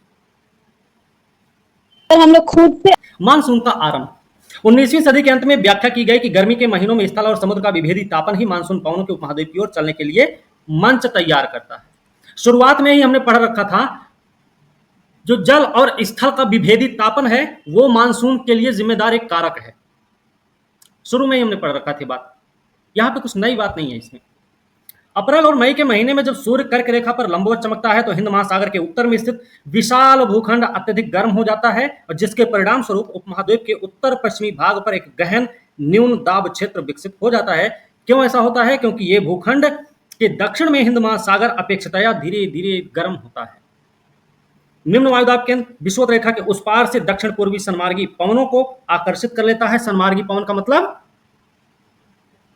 व्यापारिक पवने भाई, ठीक है। अभी तो पढ़े ना थोड़ी देर पहले कि व्यापारिक पवनों की गति इस दौर में दक्षिण पश्चिम से उत्तर पूर्व की ओर हो जाती है, वही ना सन्मार्गी पवन है, उसी को व्यापारिक पवन बोल देंगे, वही सन्मार्गी पवन हो जाएगी, बात एक ही है। निम्न वायुदाब केंद्र विषुवत रेखा के उस पार से दक्षिण पूर्वी सन्मार्गी पवनों को आकर्षित करती है। इन दशाओं में अंतः उष्णकटिबंधीय अभिसरण क्षेत्र उत्तर की ओर स्थानांतरित हो जाता है। इस प्रकार दक्षिण पश्चिमी मानसून पवनों को दक्षिण पूर्वी सन्मार्गी पवनों के विस्तार के रूप में देखा जा सकता है। दक्षिण पश्चिम मानसूनी पवन को दक्षिण पूर्वी सन्मार्गी पवन के विस्तार के रूप में देखा जा सकता है, जो भूमध्य रेखा को पार करके भारतीय उपमहाद्वीप की ओर विक्षेपित हो जाती है, और ये पवनें भूमध्य रेखा को 40 पूर्वी से 60 पूर्वी देशांतर रेखाओं के बीच पार कर लेती हैं। ठीक है। अंतःउष्ण कटिबंधीय अभिसरण क्षेत्र की स्थिति में परिवर्तन का संबंध हिमालय के दक्षिण में उत्तरी मैदान के ऊपर से पश्चिमी जेट प्रवाह द्वारा अपनी स्थिति के प्रत्यावर्तन से भी है। ITCZ का जो विस्तार उत्तरी मैदान में देखने को मिलता है, उसका एक कारण और है, और वो कारण है पश्चिमी जेट प्रवाह का पीछे की ओर खिसकना। बुढ़ापा आ रहा है ना। पश्चिमी जेट प्रवाह के इस क्षेत्र से खिसकते ही दक्षिणी भारत में 15 डिग्री उत्तरी अक्षांश पर पूर्वी जेट प्रवाह विकसित हो जाता है। कि जब पश्चिमी जेट प्रवाह खिसक जाता है तो ITCZ, क्योंकि 20 से 25 डिग्री उत्तरी अक्षांश की ओर आता, गंगा के मैदान तक पहुंच जाता है ना भाई। तो क्या ये जो ITCZ है 20 से 25 डिग्री के बीच में होता है? नहीं भाई, ये लंबा चौड़ा एरिया लेके चलता है। तो दक्षिणी भारत में जो 15 डिग्री उत्तरी अक्षांश है, ये दक्षिणी भारत में ही पड़ेगा, कर्क रेखा के दक्षिणी हिस्सा में ही पड़ेगा, जाहिर सी बात है। तो वहां पर क्या होता है, पूर्वी जेट प्रवाह विकसित हो जाता है। भारत में मानसून के प्रस्फोट के लिए जिम्मेदार कारक कौन सा है? तो वो है पूर्वी जेट प्रवाह। मानसून का भारत में प्रवेश। दक्षिण पश्चिम मानसून केरल तट पर 1 जून को पहुंचता है। शीघ्र ही 10 और 13 जून के बीच आर्द्र पवनें मुंबई कोलकाता तक पहुंच जाती हैं। मध्य जुलाई तक जाते जाते संपूर्ण उपमहाद्वीप दक्षिण पश्चिम मानसून के प्रभाव में आ जाता है। वर्षावाही तंत्र और मानसून वर्षा का वितरण। भारत में वर्षा लाने वाले 2 तंत्र प्रतीत होते हैं। कौन कौन से? एक तो उष्ण कटिबंधीय अवदाब है, जो बंगाल की खाड़ी या उससे भी आगे पूरब में दक्षिणी चीन सागर में पैदा होता है। अवदाब, उष्ण कटिबंधीय अवदाब आपका बंगाल की खाड़ी में उत्पन्न हो सकता है, नहीं तो भैया दक्षिणी चीन सागर में पैदा होता है। उत्तरी भारत के मैदानी भाग में वर्षा करता है उष्ण कटिबंधीय अवदाब। दूसरा तंत्र है अरब सागर से उठने वाली दक्षिण पश्चिम मानसून धारा, जो भारत के पश्चिमी तट पर वर्षा करती है। पश्चिमी घाट के साथ साथ होने वाली अधिकतर वर्षा पर्वतीय है। पश्चिमी घाट के साथ साथ जो वर्षा हो रही है, वो ज्यादातर वर्षा कैसी होती है? पर्वतीय प्रकार की होती है। और ऐसा क्यों होता है? क्योंकि ये आर्द्र हवाओं से अवरुद्ध होकर घाट के सहारे जबरदस्ती ऊपर उठने से हो जाती है। भारत के पश्चिमी तट पर होने वाली वर्षा को तीव्रता 2 कारकों से संबंधित है। जो पश्चिमी घाट पर वर्षा होती है पश्चिमी तट पर, वो उसकी तीव्रता 2 कारकों से संबंधित। एक तो है समुद्र तट से दूरी घटित होने वाली मौसम दशाएं, और दूसरा है अफ्रीका के पूर्वी तट के साथ भूमध्य रेखीय जेट प्रवाह की स्थिति। इन 2 कारणों की वजह से हमारा जो पश्चिमी घाट के सहारे होने वाली बारिश है, उसमें जो तीव्रता देखने को मिलती है, उसके लिए जिम्मेदार कारक है। बंगाल की खाड़ी में उत्पन्न होने वाले उष्णकटिबंधीय अवदाबों की बारंबारता हर साल बदलती रहती है। भारत के ऊपर उनके मार्ग का निर्धारण भी मुख्यतः ITCZ, जिसे मानसून श्रेणी भी कहा जाता है, की स्थिति द्वारा होता है। ठीक है। जब भी मानसून द्रोणी का अक्ष दोलायमान होता है, विभिन्न वर्षों में इन अवदाबों के मार्ग, दिशा, वर्षा की गहनता और वितरण में भी पर्याप्त उतार चढ़ाव आते हैं। भारत के पश्चिमी तट पर पश्चिम से पूर्व, उत्तर पूर्व की ओर तथा उत्तर भारतीय मैदान और प्रायद्वीप के उत्तरी भाग में पूर्व दक्षिण पूर्व से उत्तर पश्चिम की ओर वर्षा की मात्रा में घटने की प्रवृत्ति पाई जाती है। ये बता रहे हैं पश्चिमी तट पर जो घटने की प्रवृत्ति होती है, वर्षा के मात्रा की जो घटने की प्रवृत्ति होती है, कहां पर कैसी होती है? तो पश्चिमी तट पर कैसी होती है इसकी? तो पश्चिम से पूरब और उत्तर पूरब की ओर। पश्चिमी तट पे पश्चिम से पूरब, उत्तर पूरब की ओर वर्षा के घटता क्रम देखा जा सकता है। जबकि उत्तर भारतीय मैदान और प्रायद्वीप के उत्तरी भाग में देखा जाए तो इनका घटता क्रम कैसा लगेगा? पूर्व दक्षिण पूर्व से उत्तर पश्चिम की ओर। ठीक है। मतलब कहने का है, अगर हम भारत का मैप ऐसे बना देते हैं, ऐसे मान लो हमने बना दिया, इस वाले एरिया में जो बारिश हो रही है, सॉरी ये मतलब इस वाले एरिया में, यहां पे जो बारिश के घटने का क्रम है वो कैसा रहेगा? पश्चिम, है ना? ये आपका पश्चिम मतलब ये है पश्चिम, यही ना पश्चिम। इसके आगे जैसे बढ़ेंगे वैसे ना वर्षा की मात्रा घटती जाएगी। तो पश्चिम से कैसे? पश्चिम से पूरब, ये पूरब हो गया, यहां से उत्तर पूर्व, ये उत्तर पूरब हो जाएगा, ये घटता क्रम दिखेगा। जब हम उत्तर भारतीय मैदान इस वाला एरिया में नजर दौड़ाते हैं, या प्रायद्वीप के उत्तरी भाग में हम नजर दौड़ाते हैं, ये वाला जो एरिया आपको दिख रहा है, यहां पर अगर देखते हैं तब कैसे बारिश के घटने की प्रवृत्ति कैसी होती है, तो यहां पर जो बारिश के घटने की प्रवृत्ति होती है, एक तो ये हो गया पूरब, एक ये हो गया पूरब, दक्षिण पूर्व, उत्तर पश्चिम, इस तरीके से घटने की प्रवृत्ति देख सकते हैं हम इन क्षेत्रों में। मतलब मानसून की अवधि के बीच में ही मानसून का कुछ दिन के लिए रुकना मानसून विच्छेद है, ठीक है, कुछ स्पेशल चीज इसमें नहीं है। मानसून विच्छेद, दक्षिण पश्चिम मानसून काल में एक बार कुछ दिनों तक वर्षा होने के बाद यदि 1-2 या कई सप्ताह तक वर्षा नहीं हो पाती है तो उसे मानसून विच्छेद कहा जाता है, ठीक है। ये विच्छेद जो होता है वो विभिन्न क्षेत्रों में होता है, अलग अलग क्षेत्रों में अलग अलग कारणों से होता है, सभी क्षेत्रों में एक जैसे कारण नहीं होते हैं, ठीक है। जैसे उत्तरी भारत के विशाल मैदान में मानसून का विच्छेद क्यों होता है? उष्णकटिबंधीय चक्रवातों की संख्या कम हो जाने से। उत्तरी भारत के विशाल मैदान में अगर मानसून में विच्छेद आता है तो उष्णकटिबंधीय चक्रवातों की संख्या कम होने की वजह से आता है, ठीक है। अंत उष्ण कटिबंधीय अभिसरण क्षेत्र की स्थिति में बदलाव होने की वजह से आता है, समझे भाई। तो ये चीज हमें याद रखनी है। ITCZ की स्थिति में बदलाव, भारत के उत्तर भारत के विशाल मैदान पर अगर मानसून विच्छेद की स्थिति उत्पन्न होती है तो उसके लिए 2 कारक जिम्मेदार हैं। एक तो कारक जिम्मेदार है उष्णकटिबंधीय चक्रवात जिसकी संख्या कम हो जाती है, दूसरा कारक है ITCZ की स्थिति में बदलाव आ जाता है, ठीक है। पश्चिमी तट पर मानसून विच्छेद कब होगा? जब आर्द्र पवनें तट के समानांतर बहने लगती हैं। तट के समानांतर बहने का मतलब है बगल में अगर चलने लग जाएं। ये दूसरा कारक है जो हमारे पश्चिमी तट पर मानसून विच्छेद का कारक बन जाता है। इसके अलावा राजस्थान में मानसून विच्छेद कब होता है? अलग अलग क्षेत्रों में अलग अलग तरीके से मानसून विच्छेद हो रहा है, अलग अलग कारकों के आधार पर हो रहा है। तो राजस्थान में जो होगा वो कैसे होगा? जब वायुमंडल के निम्न स्तरों पर तापमान की विलोमता वर्षा करने वाली आर्द्र पवनों को ऊपर उठने से रोक देती है, ठीक है। तो ये हमें याद रखना है कि वायुमंडल के निम्न स्तरों पर जो तापमान की विलोमता होती है, वो वर्षा करने वाली आर्द्र पवनों को जब ऊपर नहीं उठने देती है, तब राजस्थान के क्षेत्र में मानसून विच्छेद की स्थिति उत्पन्न हो जाती है। बात ठीक है। मानसून का निवर्तन क्या होता है? मानसून का निवर्तन, मानसून के पीछे हटने या लौट जाने को ही मानसून का निवर्तन कहा जाता है। मतलब मानसून पीछे हटे या वो लौट जाए, उसी को मानसून निवर्तन कहा जाता है। सितंबर की शुरुआत से ही उत्तर पश्चिमी भारत से मानसून पीछे हटने लगता है। सितंबर की इधर शुरुआत होती है, उधर मानसून पीछे हटना शुरू हो जाता है।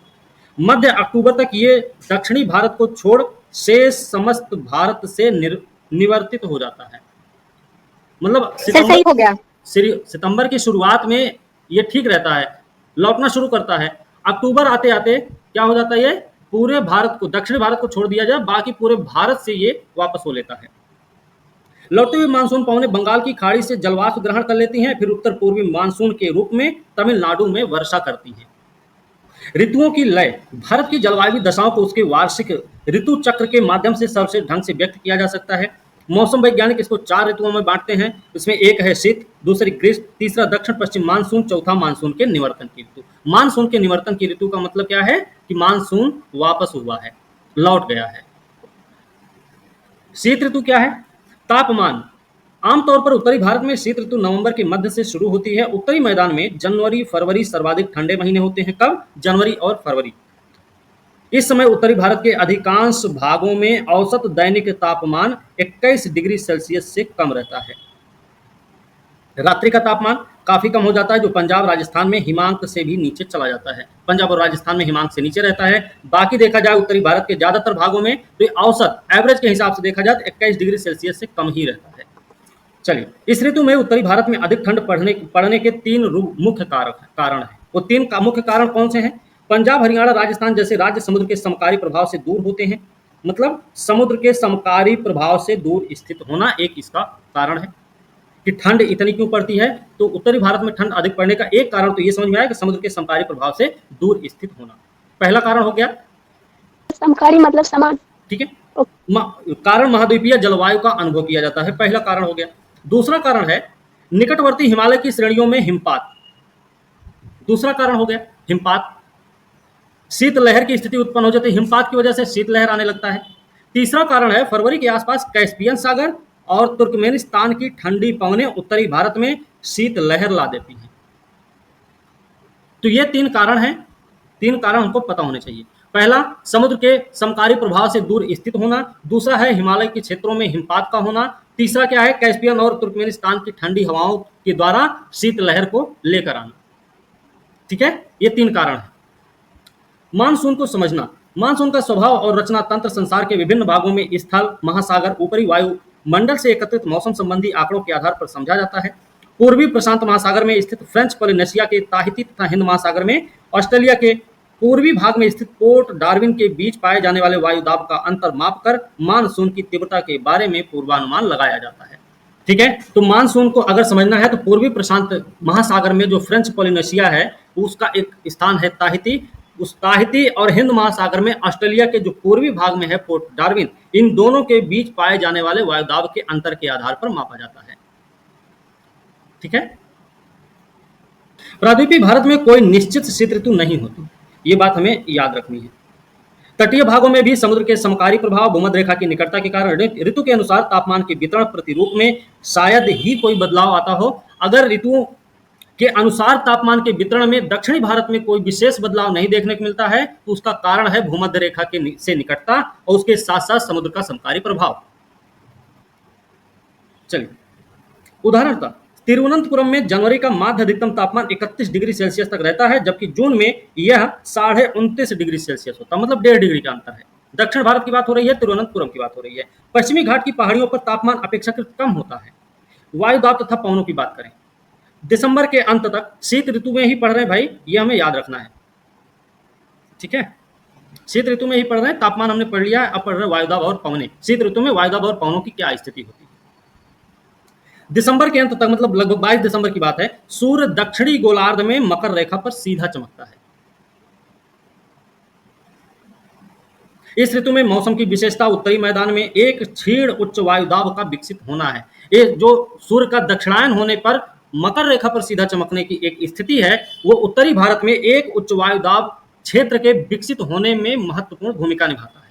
ये उसकी विशेषता है कि सूर्य मकर रेखा पर सीधा चमक रहा है, उच्च वायुदाब उत्तरी भारत में के क्षेत्र पर पड़ रहा है। दक्षिणी भारत में वायुदाब उतना अधिक नहीं होता है। 1019 मिलीबार तथा 1013 मिलीबार की समभार रेखाएं उत्तर पश्चिमी भारत और सुदूर दक्षिण से होकर गुजरती हैं। कहां से होकर गुजरती हैं ये रेखाएं? ये उत्तर पश्चिमी भारत और सुदूर दक्षिण से होकर गुजर रही होती हैं। ठीक है, परिणाम स्वरूप उत्तर पश्चिमी उच्च वायुदाब क्षेत्र से दक्षिण में हिंद महासागर पर स्थित निम्न वायुदाब क्षेत्र की ओर पवनें चलना शुरू हो जाती हैं। इस समय ठंडी के मौसम में जो पवनें चलती हैं वो एक शुष्क पवनें होती हैं, और शुष्क पवन होने का मूल कारण क्या है कि ये हवाएं जो होती है वो स्थलीय क्षेत्र से समुद्र क्षेत्र की ओर चलने लगती हैं, है ना? यही होता ना भाई। जी सर। कम ताप प्रवणता के कारण 3 से 5 मीटर प्रति घंटा की दर से मंद गति की पवनें चलने लगती हैं। मोटे तौर पर क्षेत्र की भूआकृति भी पवनों की दिशा को प्रभावित करती है। गंगा घाटी में इनकी दिशा पश्चिमी और उत्तरी पश्चिमी होती है। गंगा घाटी में इनकी दिशा क्या होती है? तो पश्चिमी और उत्तर पश्चिमी होती है। क्या, किस चीज की? पवनों की दिशा की बात हो रही है। गंगा ब्रह्मपुत्र डेल्टा में इनकी दिशा उत्तर हो जाती है। गंगा घाटी में देखा जाए तो पश्चिमी उत्तर पश्चिमी होती है। गंगा ब्रह्मपुत्र डेल्टा में देखी जाए तो इनकी दिशा उत्तरी हो जाती है। भूआकृति के प्रभाव से मुक्त इन पवनों की दिशा बंगाल की खाड़ी में स्पष्ट तौर पर उत्तर पूर्वी होती है। सर्दियों में भारत का मौसम सुहावना होता है, फिर भी यह सुहावना मौसम कभी कभार हल्के चक्रवाती अवदाबों से बाधित होता रहता है। पश्चिमी विक्षोभ कहे जाने वाले चक्रवात पूर्वी भूमध्य सागर पर उत्पन्न होते हैं। जो पश्चिमी विक्षोभ के रूप में चक्रवात आते हैं वो कहाँ पे उत्पन्न होते हैं? पूर्वी भूमध्य सागर में। ये पेपर में पूछा भी गया है। और पूर्व की ओर चलते हुए पश्चिमी एशिया, ईरान, अफगानिस्तान, पाकिस्तान को पार करके भारत के उत्तर पश्चिमी भागों में पहुंच जाते हैं। जो पश्चिमी विक्षोभ ठंड के महीना में चलता है, भूमध्य सागर के से उसकी उत्पत्ति होती है। भारत के ये पश्चिमी एशिया वाले क्षेत्रों में बहते हुए भारत के उत्तर पश्चिमी क्षेत्र में पहुंचती है, और इसके माध्यम से जो बारिश होती है उसको क्या बोला जाता है? ठंडी के टाइम वो ना मावर। मार्ग में उत्तर में कैस्पियन सागर और दक्षिण में ईरान की खाड़ी से गुजरते समय इन चक्रवातों की आर्द्रता में संवर्धन हो जाता है। पश्चिमी जेट प्रवाह इन अवदाबों को भारत की ओर उन्मुख करने में क्या भूमिका निभाते हैं? देखो भाई, भूमध्य सागर से चलने वाली जो पवनें हैं, ये कैस्पियन सागर में भी और ईरान की खाड़ी में भी यहाँ से आर्द्रता भी ग्रहण करते हुए चलती हैं। लेकिन अब यहाँ पे एक सवाल ये है, ये आपको याद रखने की जरूरत है। यहाँ पे पश्चिमी जेट प्रवाह अवदाबों को भारत की ओर उन्मुख करने में क्या भूमिका निभाते हैं? पश्चिमी जेट प्रवाह, वर्षा की बात करें, शीतकालीन मानसून पवनें स्थल से समुद्र की ओर चलने के कारण वर्षा नहीं करती हैं। शुष्क पवनें होती हैं, कितनी बारिश होगी? क्योंकि एक तो इनमें नमी केवल नाम मात्र की होती, दूसरा स्थल पर घर्षण के कारण इन पवनों का तापमान भी बढ़ जाता है, जिससे वर्षा होने की संभावना निरस्त हो जाती है। मतलब ठंडी के महीना में शीतकालीन मानसून जो पवनें होती हैं, उनसे वर्षा नहीं हो पाती है। तो उसका एक कारण तो यह है कि इनमें आर्द्रता के नाम पर बस नाम ही होता है कि आर्द्रता है इनमें। दूसरा एक कारण यह भी है कि जो घर्षण होता है, स्थल पर घर्षण के कारण इनका तापमान भी बढ़ जाता है। अतः शीत ऋतु में अधिकांश भारत में वर्षा नहीं होती। अपवाद स्वरूप कुछ क्षेत्रों में शीत ऋतु में वर्षा होती है। कुछ क्षेत्रों में जहां पे शीत ऋतु में वर्षा होती है, उसका एक नाम तो आपका तमिलनाडु है। पूर्वी तट का दक्षिण पूर्वी हिस्सा, वहां पे बारिश होगी, ये जरूर याद रखो। पूर्वी तट का दक्षिण पूर्वी हिस्सा, ये आपको पता रहना चाहिए। जैसे कहां पे बारिश होगी? उत्तर पश्चिमी भारत में भूमध्य सागर से आने वाले कुछ क्षीण शीतोष्ण कटिबंधीय चक्रवात पंजाब, हरियाणा, दिल्ली, पश्चिमी उत्तर प्रदेश में कुछ वर्षा कर देते, थोड़ी बहुत बारिश हमारे यहाँ हो जाती है। और गेहूं की फसल जब लहलहा रही होती है तो उसमें टिप टिप कम मात्रा में होते हुए भी यह शीतकालीन वर्षा भारत में रबी की फसल के लिए उपयोगी है। लघु हिमालय में वर्षा हिमपात के रूप में होती है। लघु हिमालय में जो वर्षा होगी वो हिमपात के रूप में होगी। ये वही हिम है जो गर्मियों के महीनों में हिमालय से निकलने वाली नदियों में जल के प्रवाह को निरंतर बनाए रखती है। वर्षा की मात्रा मैदानों में पश्चिम से पूर्व की ओर, याद रखना, और पर्वतों में उत्तर से दक्षिण की ओर घटती जाती है। ये वाला प्रश्न तो आया हुआ है, मैदानों में पश्चिम से पूर्व की ओर, ये वाला प्रश्न तो आया हुआ है। ये उत्तर पश्चिम से दक्षिण पूर्व भी ऑप्शन में हो सकता है आपके, ठीक है, या उत्तर पश्चिम से पूर्व की ओर भी हो सकता है। ऑप्शन में कुछ ऐसा रहेगा।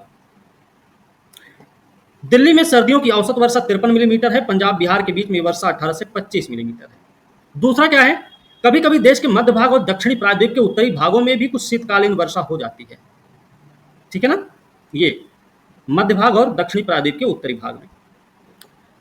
फिर जाड़े के महीनों में भारत के उत्तर पूर्वी भाग में स्थित अरुणाचल प्रदेश और असम में भी बारिश होती, कितनी? 25 से 50 मिलीमीटर तक। उत्तर पूर्वी मानसून पवनें अक्टूबर से नवंबर के बीच बंगाल की खाड़ी को पार करते समय नमी ग्रहण करती हैं। तमिलनाडु, दक्षिणी आंध्र प्रदेश, दक्षिण पूर्वी कर्नाटक, दक्षिण पूर्वी केरल में झंझावाती वर्षा करती हैं।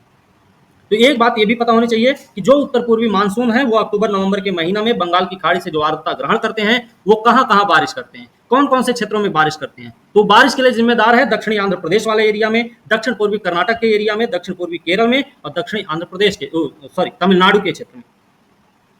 और याद रखना, ये जो बारिश होगी वो झंझावाती जैसी होगी। ग्रीष्म ऋतु तापमान यहाँ का देखें तो मार्च में सूर्य के कर्क रेखा की ओर आभासी बढ़त के साथ ही उत्तरी भारत में तापमान बढ़ने लगता है। जब सूर्य उत्तरायण होने लगता है, उत्तरायण होने की स्थिति में आता है, मतलब शुरुआत करता है, मार्च के महीना से ही शुरुआत होता है उत्तरायण के लिए, तब से थोड़ी थोड़ी गर्मी का अनुभव होने लगता है। अप्रैल, मई, जून में उत्तरी भारत में स्पष्ट रूप से ग्रीष्म ऋतु होती है। भारत के अधिकांश भागों में तापमान 30 से 32 डिग्री सेल्सियस पाया जाता है। मार्च में दक्कन पठार पर दिन का अधिकतम तापमान 38 डिग्री सेल्सियस, जबकि अप्रैल में गुजरात, मध्य प्रदेश में ये तापमान 38 से 43 डिग्री के बीच हो जाता है। दक्षिण के क्षेत्र में देखेंगे, दक्कन के पठार वाले एरिया में 38 डिग्री, अप्रैल में वही गुजरात में, मध्य प्रदेश में देखेंगे तो 38 से 43 हो जाता है। मई में तापमान की यह पेटी और अधिक उत्तर की ओर खिसक जाती है मई के महीना में, ठीक है, जिससे देश के उत्तर पश्चिमी भागों में 48 डिग्री सेल्सियस के आसपास तापमान का होना एक असामान्य बात नहीं है। दक्षिण भारत में ग्रीष्म ऋतु मृदु होती है। उत्तरी भारत जैसी प्रखर नहीं। दक्षिण भारत की प्रायद्वीपीय स्थिति समुद्र के समकारी प्रभाव के कारण यहाँ के तापमान को उत्तरी भारत में प्रचलित तापमानों से नीचे रखती है। वही काम है, समुद्र का समकारी प्रभाव जो है, उत्तर में जहाँ टेम्परेचर बहुत अधिक देखने को मिलता है, वही दक्षिण भारत में उत्तर की अपेक्षा कम टेम्परेचर देखने को मिलता है। मतलब दक्षिण में तापमान 26 से 32 डिग्री सेल्सियस के बीच रहता है और पश्चिमी घाट की पहाड़ियों के कुछ क्षेत्रों में ऊंचाई के कारण तापमान 25 से कम रहता है। तटीय भागों में समताप रेखाएं तट के समानांतर, तटीय भागों में ये आपको याद रखने की जरूरत है, समताप रेखाएं तट के समानांतर उत्तर से दक्षिण, उत्तर दक्षिण दिशा में होती हैं, जो प्रमाणित करती हैं कि तापमान उत्तरी भारत से दक्षिणी भारत की ओर ना बढ़कर तटों से भीतर की ओर बढ़ता है। गर्मी के महीनों में गर्मी के महीनों में औसत न्यूनतम दैनिक तापमान भी काफी ऊंचा रहता है और ये 26 डिग्री से सेल्सियस से शायद ही कभी नीचे जाता होगा। ठीक है। वायुदाब और पवने, देश के आधे उत्तरी भाग में ग्रीष्म ऋतु में अधिक गर्मी और गिरता हुआ वायुदाब मिलता है। वायु उत्तरी भाग में गर्मी ज्यादा पड़ रही है, वायुदाब कैसा होगा? निम्न होगा, यही होगा। ठीक है। जबकि हम प्रायद्वीपीय क्षेत्र में देखेंगे तो यहाँ पर उत्तर भारत की अपेक्षा उच्च क्या बोलते हैं उसको, हाँ, उच्च प्रेशर रहेगा, क्योंकि टेम्परेचर भी तो कम रहेगा ना उत्तर भारत की अपेक्षा यहाँ पे इसी समय की स्थिति। जी तो यहाँ पर उच्च प्रेशर और उत्तरी भारत में निम्न वायुदाब। हवाओं का रुख कैसा होने वाला है? हवाओं का रुख भाई दक्षिण भारत के प्रायद्वीपीय क्षेत्र से हवाएं चलेंगी उत्तर के विशाल मैदान की तरफ, उत्तर की ओर चलेंगी। उपमहाद्वीप के गर्म हो जाने के कारण जुलाई में अंतः मतलब ITCZ उत्तर की ओर खिसक कर लगभग 25 डिग्री उत्तरी अक्षांश रेखा पर स्थित हो जाता है। मोटे तौर पर यह निम्न दाब की लंबायमान मानसून द्रोणी उत्तर पश्चिम में थार मरुस्थल से पूर्व और दक्षिण पूर्व में पटना छत्तीसगढ़ पठार तक विस्तृत हो जाती है। कौन सी? ये जो निम्न दाब वाली मानसून द्रोणी है। जो मानसून द्रोणी है वो क्या है? एक निम्न वायुदाब का क्षेत्र है जो मानसून गर्त के निर्माण में महत्वपूर्ण भूमिका निभाता है, मानसून को आकर्षित करता है ना। अतः ITCZ की स्थिति पवनों के धरातलीय संचरण को आकर्षित करती है जिनकी दिशा पश्चिमी तट, पश्चिमी बंगाल के तट, बांग्लादेश के साथ दक्षिण पश्चिमी होती है। इधर से दक्षिणहिया हवा चलती है, दक्षिणहिया और पछियुआ दोनों मिलकर चल रही है ना। ये ना ठीक है। ठीक है। उत्तरी बंगाल बिहार में इन पवनों की दिशा पूर्वी दक्षिण पूर्वी होती है। इस बात की चर्चा पहले की जा चुकी है कि दक्षिण पश्चिमी मानसून की ये धाराएं वास्तव में विस्थापित भूमध्य रेखीय पछुआ पवनें होती हैं। जो दक्षिण पश्चिमी मानसून की धाराएं हैं वो क्या होती हैं? विस्थापित हुई भूमध्य रेखीय पछुआ पवनें। शुरुआत में यही बात कर ली गई थी, है ना। जो कोरियोलिस बल के कारण उनकी दिशाएं सीधी सीधी नहीं तिरछी तिरछी होती हैं, दक्षिण पश्चिम से उत्तर पूर्व की ओर होती हैं। जी सर। मध्य जून तक इन पवनों का अंतः प्रवेश मौसम का वर्षा ऋतु की ओर बदलाव करता है। उत्तर पश्चिम में अंतः उष्णकटिबंधीय अभिसरण क्षेत्र के केंद्र में दोपहर के बाद लू के नाम से विख्यात शुष्क और तप्त हवाएं चलती हैं। शुष्क और तप्त हवाएं जो उत्तरी भारत के क्षेत्र में गर्मी के महीनों में चलती हैं उन्हीं को कहा जाता है लू। और कहाँ चलती हैं? ITCZ के केंद्र में। अंतः उष्णकटिबंधीय क्षेत्र के केंद्र में चलने वाली शुष्क और तप्त हवाएं क्या है? लू कहलाती है, जो कई बार आधी रात तक भी चलती है। कई बार ऐसा भी होता है कि आधी आधी रात तक भी चलती रहती हैं। मई में शाम के समय पंजाब, हरियाणा, पूर्वी राजस्थान, उत्तर प्रदेश में धूल भरी आंधियों का चलना एक आम बात है। इस समय मई के महीना में ये अस्थायी तूफान पीड़ादायक गर्मी से कुछ राहत दिलाते हैं, जो थोड़ी सी ठंडक ला देते हैं। की हवा हम लोग ये कहते हैं। पीड़ादायक गर्मी से कुछ राहत भी दिलाते हैं। क्यों ऐसा? इसलिए करते हैं क्योंकि ये अपने साथ हल्की बारिश, सुखद और शीतल हवाएं भी लाते हैं। ये हवाएं क्या करती हैं? हल्की बारिश, सुखद और शीतल हवाएं लेकर आती हैं। अस्थायी तूफान है, मई के महीना में चल रहे हैं, पंजाब, हरियाणा, पूर्वी राजस्थान, उत्तर प्रदेश में चलते हैं। थोड़े से धूल भरी आंधियों के रूप में चलते हैं। अस्थायी होते हैं लेकिन ये भैया थोड़े से शीतल टाइप के होते हैं, सुखद टाइप के होते हैं, हल्की बारिश लेकर आते हैं तो हमको गर्मी से थोड़ी सी राहत दिलवाते हैं। कई बार ये आर्द्रता भरी पवनें द्रोणी की परिधि की ओर आकर्षित होती हैं। शुष्क तथा आर्द्र वायु संगतियों के अचानक संपर्क से स्थानीय स्तर पर तेज तूफान पैदा होते। इन स्थानीय तूफानों के साथ तेज हवाएं, मूसलाधार वर्षा और यहाँ तक कि ओले भी पड़ते हैं।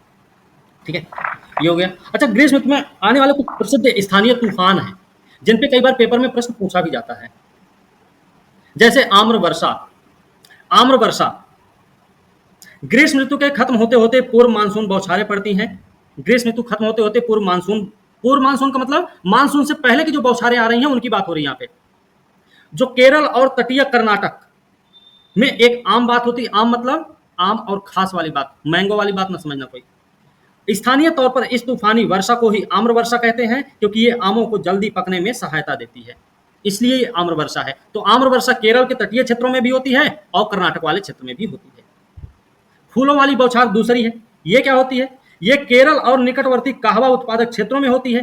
जो कहवा के फूल खिलने लगते हैं जिसकी वजह से, तो इसको फूलों वाली बौछार कहते हैं। काल बैसाखी क्या है? काल बैसाखी असम और पश्चिम बंगाल में बैसाख के महीना में शाम को चलने वाली भयंकर और विनाशकारी वर्षा युक्त पवन है। ये इतना जरूर ध्यान रखो भाई कि बैसाख के महीना में चले, ये होती है विनाशकारी भी होती है, भयंकर भी होती है। इनके कुख्यात प्रकृति का अंदाजा इनके स्थानीय नाम से ही लगाया जा सकता है, काल बैसाखी। बैसाख भी है, काल भी है। ये मतलब है बैसाख के महीना में आने वाली तबाही। और ये जो तबाही है, चाय, पटसन, चावल के लिए पवनें अच्छी होती हैं। असम में इनको बारदोली छीड़ा भी कहा जाता है, ये हमको याद रखना है।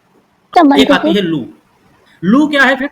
लू उत्तरी मैदान में पंजाब से बिहार तक चलने वाली शुष्क होती है, गर्म होती है, पीड़ादायक पवन होती है। दिल्ली और पटना के बीच में देखी जाए तो इनकी तीव्रता भी अधिक होती है। दक्षिण पश्चिम मानसून की ऋतु, दक्षिण पश्चिम मानसून की ऋतु मतलब वर्षा ऋतु है। तो दक्षिण पश्चिम मानसून की ऋतु, जिसे हम वर्षा ऋतु बोलते हैं, भारत में बारिश के लिए जिम्मेदार है। सबसे बड़ा जिम्मेदार कारक यही है। ठीक है। मई के महीना में उत्तर पश्चिमी मैदान में, उत्तर पश्चिमी मैदान का मतलब क्या है? पंजाब, हरियाणा, राजस्थान वाला एरिया का मैदान की बात हो रही है। थोड़ा बहुत गंगा का मैदान भी इसमें शामिल हो जाएगा। उत्तर पश्चिमी मैदान में तापमान के तेजी से बढ़ने के कारण निम्न वायुदाब की दशाएं और अधिक गहराने लगती हैं। बढ़ता जाता है, जैसे जैसे टेम्परेचर बढ़ता जाता है वैसे वैसे उच्च दाब की जगह निम्न वायुदाब केंद्र विकसित होता जाता है ना। तो हमने जून के आरंभ में ये दशाएं इतनी शक्तिशाली हो जाती कि वो हिंद महासागर से आने वाली दक्षिणी गोलार्ध की व्यापारिक पवनों को आकर्षित कर लेती हैं। मतलब मई के महीना में जो हम उत्तर पश्चिमी क्षेत्र में निम्न वायुदाब का केंद्र बनते देखते हैं, वो जून चढ़ते चढ़ते वो इतना मजबूत हो जाता है, इतना ताकतवर हो जाता है कि जो हिंद महासागर से आने वाली पवनें हैं उनको अपनी ओर आकर्षित करने लगता है ना। ये दक्षिण पूर्वी व्यापारिक पवनें भूमध्य रेखा को पार करके बंगाल की खाड़ी और अरब सागर में प्रवेश कर जाती हैं। और ये जो आपकी व्यापारिक पवनें हैं, ये दक्षिणी गोलार्ध में रहती हैं। उस समय दक्षिणी गोलार्ध की व्यापारिक पवनों को आकर्षित करता है जून के महीना चढ़ते चढ़ते। यही दक्षिण गोलार्ध की व्यापारिक पवनें फिर भूमध्य रेखा को पार करती हैं, बंगाल की खाड़ी, अरब सागर से होते हुए ये भारत में प्रवेश करने का प्रयास भी करती हैं। ठीक है। जहां ये भारत के ऊपर विद्यमान वायु परिसंचरण मिल जाती, भूमध्य रेखीय गर्म समुद्री धाराओं के ऊपर से, भूमध्य रेखीय गर्म समुद्री धाराओं के ऊपर से गुजरने के कारण ये पवनें अपने साथ पर्याप्त मात्रा में आर्द्रता लेकर चल आती हैं। भूमध्य रेखा को पार करके इनकी दिशा कैसी हो जाती है? दक्षिण पश्चिम हो जाती है। इसी कारण इन्हें दक्षिण पश्चिमी मानसून कहा जाता है। ठीक है, ध्यान रखना भाई। दक्षिण पश्चिमी मानसून की ऋतु में वर्षा अचानक शुरू हो जाती है। पहली बारिश का असर यह होता है तापमान में काफी गिरावट आ जाती है। ठीक है, पहली बारिश का असर यह है कि तापमान में काफी गिरावट आ जाती है। प्रचंड गर्जन, बिजली की कड़क के साथ इन आर्द्रता भरी पवनों का अचानक चलना ही मानसून का प्रस्फुटन कहलाता है, या मानसून का प्रस्फोट कहलाता है। प्रचंड गर्जन, बिजली की कड़क के साथ आर्द्रता भरी पवनों का अचानक से चल जाना मानसून का प्रस्फोट है। जून के पहले सप्ताह में केरल, कर्नाटक, गोवा, महाराष्ट्र के तटीय भागों में मानसून फट पड़ता है, जबकि देश के आंतरिक भागों में यह जुलाई के फर्स्ट सप्ताह मतलब प्रथम सप्ताह तक हो पाता है। मध्य जून से मध्य जुलाई के बीच दिन के तापमान में 5 से 8 डिग्री सेल्सियस की गिरावट आ जाती है। कब की बात है? मध्य जून से मध्य जुलाई के बीच में। ठीक है, जब ही ये पवनें स्थल पर पहुंचती हैं, उच्चावच और उत्तर पश्चिमी भारत पर स्थित तापीय निम्न वायुदाब इनकी दक्षिण पश्चिम दिशा को संशोधित कर देता है। संशोधित करने का मतलब उनमें सुधार कर देता है थोड़ा सा। तो भूखंड पर मानसून 2 शाखाओं में बंट जाता है। भूखंड पर मानसून 2 शाखाओं में पहुंचता है। 2 शाखाओं में जो पहुंचता है, एक है अपनी अरब सागर की शाखा और दूसरी है बंगाल की खाड़ी की शाखा। ठीक है, अरब सागर के मानसून पवन की बात करें तो अरब सागर से उत्पन्न होने वाली मानसून पवनें आगे फिर 3 शाखाओं में बढ़ती हैं। किसकी? अरब सागर से जो चल रही है। इसकी एक शाखा को पश्चिमी घाट रोकता है। पवनें पश्चिमी घाट की ढलानों पर 900 से 1200 मीटर की ऊंचाई तक चढ़ती हैं। अच्छा, पश्चिमी घाट जो आपका है, इसकी औसत ऊंचाई कितनी है?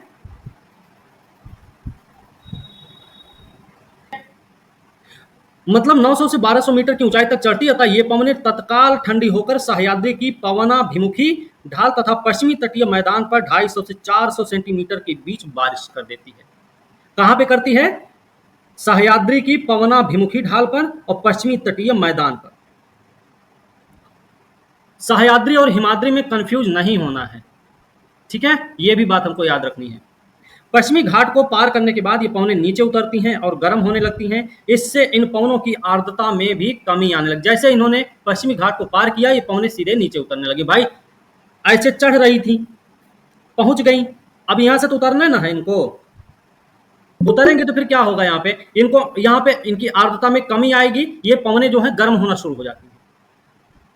ठीक है, इससे इन पवनों की आर्द्रता में कमी आ जाती है। परिणाम ये होता है पश्चिमी घाट के पूरब में इन पवनों से नाम मात्र की वर्षा होती है, या फिर यूं कह सकते हैं पश्चिमी घाट का जो पूर्वी ढाल है वो पवना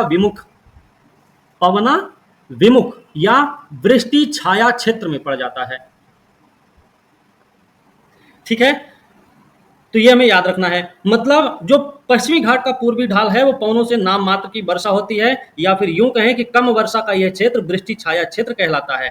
इस वाले मामले में देखें तो कोझिकोड है, मंगलोर है, पुणे है, बंगलोर में होने वाली वर्षा की मात्रा और उनमें अंतर भी हमको ज्ञात करना है। अरब सागर से दूसरी शाखा है कि अरब सागर से उठने वाली मानसून की दूसरी शाखा मुंबई के उत्तर में नर्मदा और तापी नदियों की घाटियों से होकर मध्य भारत में दूर तक वर्षा करती है। पहली शाखा तो सीधे के सीधे आती है और पश्चिमी घाट से टकरा जाती है, जो पश्चिमी घाट के पश्चिमी ढाल पश्चिम तटीय मैदान में खूब सारी बारिश कर देती है। दूसरी शाखा है जो मुंबई के उत्तर होते हुए निकलती है, नर्मदा तापी नदी घाटियों के क्षेत्र से होकर वो मध्य भारत वाले एरिया में पहुंच जाती है ना। दूसरी शाखा ये है। छोटा नागपुर पठार में इस शाखा से 15 सेंटीमीटर बारिश होती है। ये दूसरी शाखा के माध्यम से हो रहा है, जो मुंबई के उत्तर से होकर जा रही है, नर्मदा तापी घाटियों से होकर आगे बढ़ती है। उसके माध्यम से छोटा नागपुर पठार क्षेत्र में 15 सेंटीमीटर की बारिश हो रही है। ये गंगा के मैदान में प्रवेश कर जाती, बंगाल की खाड़ी से आने वाली मानसून की शाखा से मिल भी जाती है। गंगा के मैदान में ही मिलना है इनको। ठीक है, ये पेपर में पूछा भी गया है। अब तीसरी शाखा की बात करें, वो तीसरी शाखा कौन सी है अरब सागर की? ये तीसरी शाखा सौराष्ट्र, प्रायद्वीप, कच्छ से टकराती है। सौराष्ट्र से भी टकराती है, कच्छ से भी टकराती है और प्रायद्वीप से भी टकराती है। वो ये अरावली के साथ साथ पश्चिमी राजस्थान को लांघ जाती है, बहुत ही कम वर्षा करती है। पंजाब हरियाणा में भी बंगाल की खाड़ी से आने वाली मानसून की शाखा से मिल जाती है। ये दोनों शाखाएं एक दूसरे के सहारे प्रबलित होकर पश्चिमी हिमालय, विशेष रूप से धर्मशाला में बारिश करती हैं। मतलब सौराष्ट्र और कच्छ वाली जो शाखा है अरब सागर की, वो बंगाल की खाड़ी वाले मानसून से, बंगाल की खाड़ी से जो मानसून चढ़ रहा है उससे कहां मिल रहे हैं ये दोनों? मतलब सौराष्ट्र और कच्छ की शाखा वाला जो अरब सागर का मानसून है वो बंगाल की खाड़ी के मानसून शाखा से कहां पर मिलन हो रहा है इनका? पंजाब हरियाणा वाले मैदान में।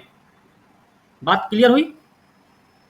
Yes sir. दूसरे नंबर की जो आपकी मानसून शाखा, दूसरे नंबर की जो अरब सागर के मानसून की शाखा है वो बंगाल की खाड़ी वाले मानसून से कहां मिलती है? जाके गंगा के मैदान में मिलती है, मध्य गंगा के मैदान में मिलती है। और पहली वाली मिलती जुलती नहीं है। पहली वाली क्या करती है, यहीं से यहीं अपने निकल जाती, बंगाल की खाड़ी में होकर फिर घूमती है। ठीक है ना, बात क्लियर हुई यहां तक भाई? बंगाल की खाड़ी की मानसून पवनें क्या है? तो इसमें क्या होगा, बंगाल की खाड़ी वाले में, बंगाल की खाड़ी की मानसून पवनों की शाखा म्यांमार के तट, दक्षिण पूर्वी बांग्लादेश के एक थोड़े से भाग से टकराती है, लेकिन म्यांमार के तट पर स्थित आराकान पहाड़ियां इस शाखा के एक बड़े हिस्से को भारतीय उपमहाद्वीप की ओर विक्षेपित कर देती है। मतलब बंगाल की खाड़ी के मानसून वाली जो शाखा है उसको भारत की ओर मोड़ने के लिए जिम्मेदार कौन है? आराकान पर्वतमाला, है ना। ओके, मतलब अराकानियोमा बंगाल की खाड़ी वाली शाखा को भारत की ओर मोड़ने के लिए जिम्मेदार है, ये ध्यान रखना। इस प्रकार मानसून पश्चिम बंगाल, बांग्लादेश में दक्षिण पश्चिमी दिशा की अपेक्षा दक्षिण दक्षिण पूर्वी दिशा से प्रवेश करती है। दक्षिण पश्चिम से इसको नहीं प्रवेश करती है ये, बल्कि दक्षिण और दक्षिण पूर्वी दिशा से प्रवेश लेती है। ठीक है, ये ध्यान रखना। यहां से ये शाखा हिमालय पर्वत, भारत के उत्तर पश्चिम में स्थित तापीय निम्न दाब के प्रभाव अधीन दो भागों में बंट जाती है। कहां पे? जब ये बंगाल, पश्चिम बंगाल और बांग्लादेश में पहुंचती है, यहीं से ये दो भागों में बंटना शुरू होती है। एक भागती होगी हिमालय की तरफ और दूसरी भागती होगी उत्तर पश्चिम में जो निम्न वायुदाब का क्षेत्र बना हुआ है उसको पकड़ने के लिए भाग रही होती है। ठीक है, ध्यान रखना। इसकी एक शाखा गंगा के मैदान के साथ साथ पश्चिम की ओर बढ़ती है, पंजाब के मैदान तक पहुंच जाती है, और दूसरी शाखा उत्तर उत्तर पूर्व में ब्रह्मपुत्र घाटी में बढ़ती है। एक शाखा तो गंगा का मैदान से होते हुए निकल जाती है उत्तर पश्चिम क्षेत्र में, दूसरी शाखा ब्रह्मपुत्र घाटी क्षेत्र में बहने लगती है।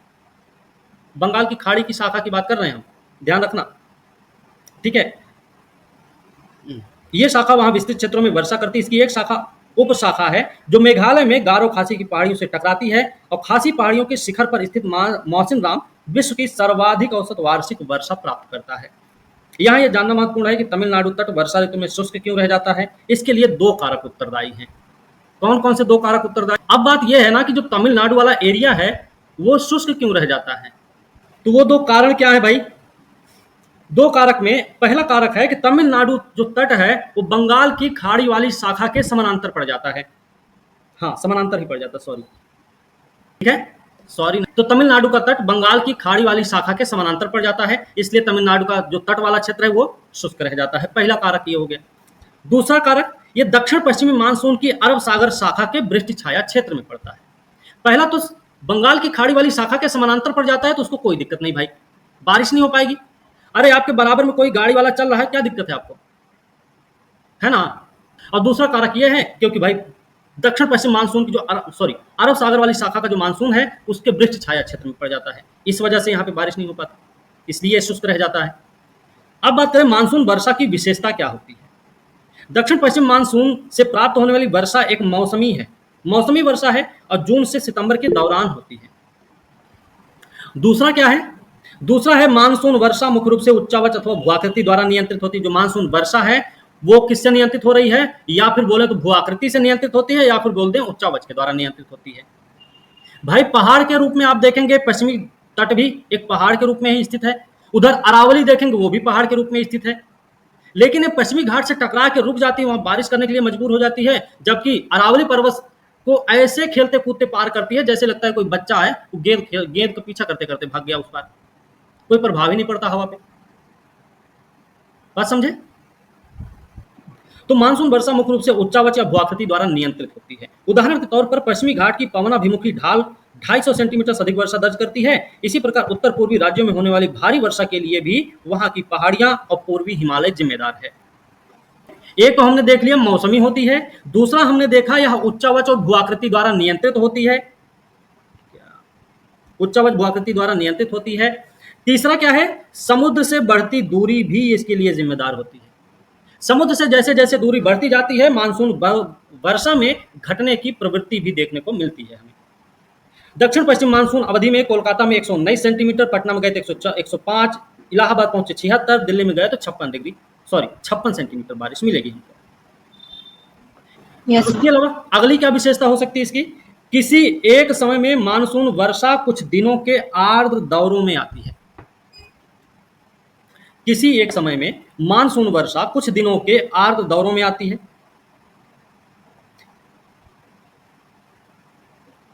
इसका क्या मतलब हुआ? ऐसा तो है नहीं कि मानसून ऐसे चलता ही रहेगा है। यहां पे ये बताने का मतलब है कि मानसून जो वर्षा होती है वो एक ही समय में कुछ दिनों के आर्द्र दौरे में आती है। इन गीले दौरों में कुछ सूखे अंतराल भी आते हैं। अच्छा, सूखा जो गीला दौर है आर्द्र पवन है ना भाई, आर्द्र पवन में भी कुछ ऐसा भी दौर आता है जब उसमें शुष्कता रहती है। वो जो शुष्कता वाला दौर देखने को मिलता है मानसून के दौरान, उसी को बोलते हैं मानसून विच्छेद। यहां पर दिया गया है विभंग, यहां पर दिया गया है विच्छेद, पिछली क्लास में ही बताए थे। वर्षा के विच्छेदों का संबंध उन चक्रवाती अवदाबों से है जो बंगाल की खाड़ी के शीर्ष पर बनते हैं। जो विच्छेद मानसून विच्छेद होता है ना, वो क्यों होता है? कल भी बताए थे, आज फिर से बता रहे हैं। मानसून विच्छेद का कारण है चक्रवाती अवदाब, और यह जो चक्रवाती अवदाब है बंगाल की खाड़ी में बन रहा है। इन और मुख्य भूमि में प्रवेश कर जाता है। यही चक्रवाती अवदाब बनता बंगाल की खाड़ी में है, लेकिन मैदानी क्षेत्र में भी प्रवेश करता है। इन अवदाबों की बारंबारता और गहनता के अलावा इनके द्वारा अपनाए गए मार्ग भी वर्षा के स्थानिक वितरण को निर्धारित करते हैं। सर आप उसके अलावा अगला क्या है?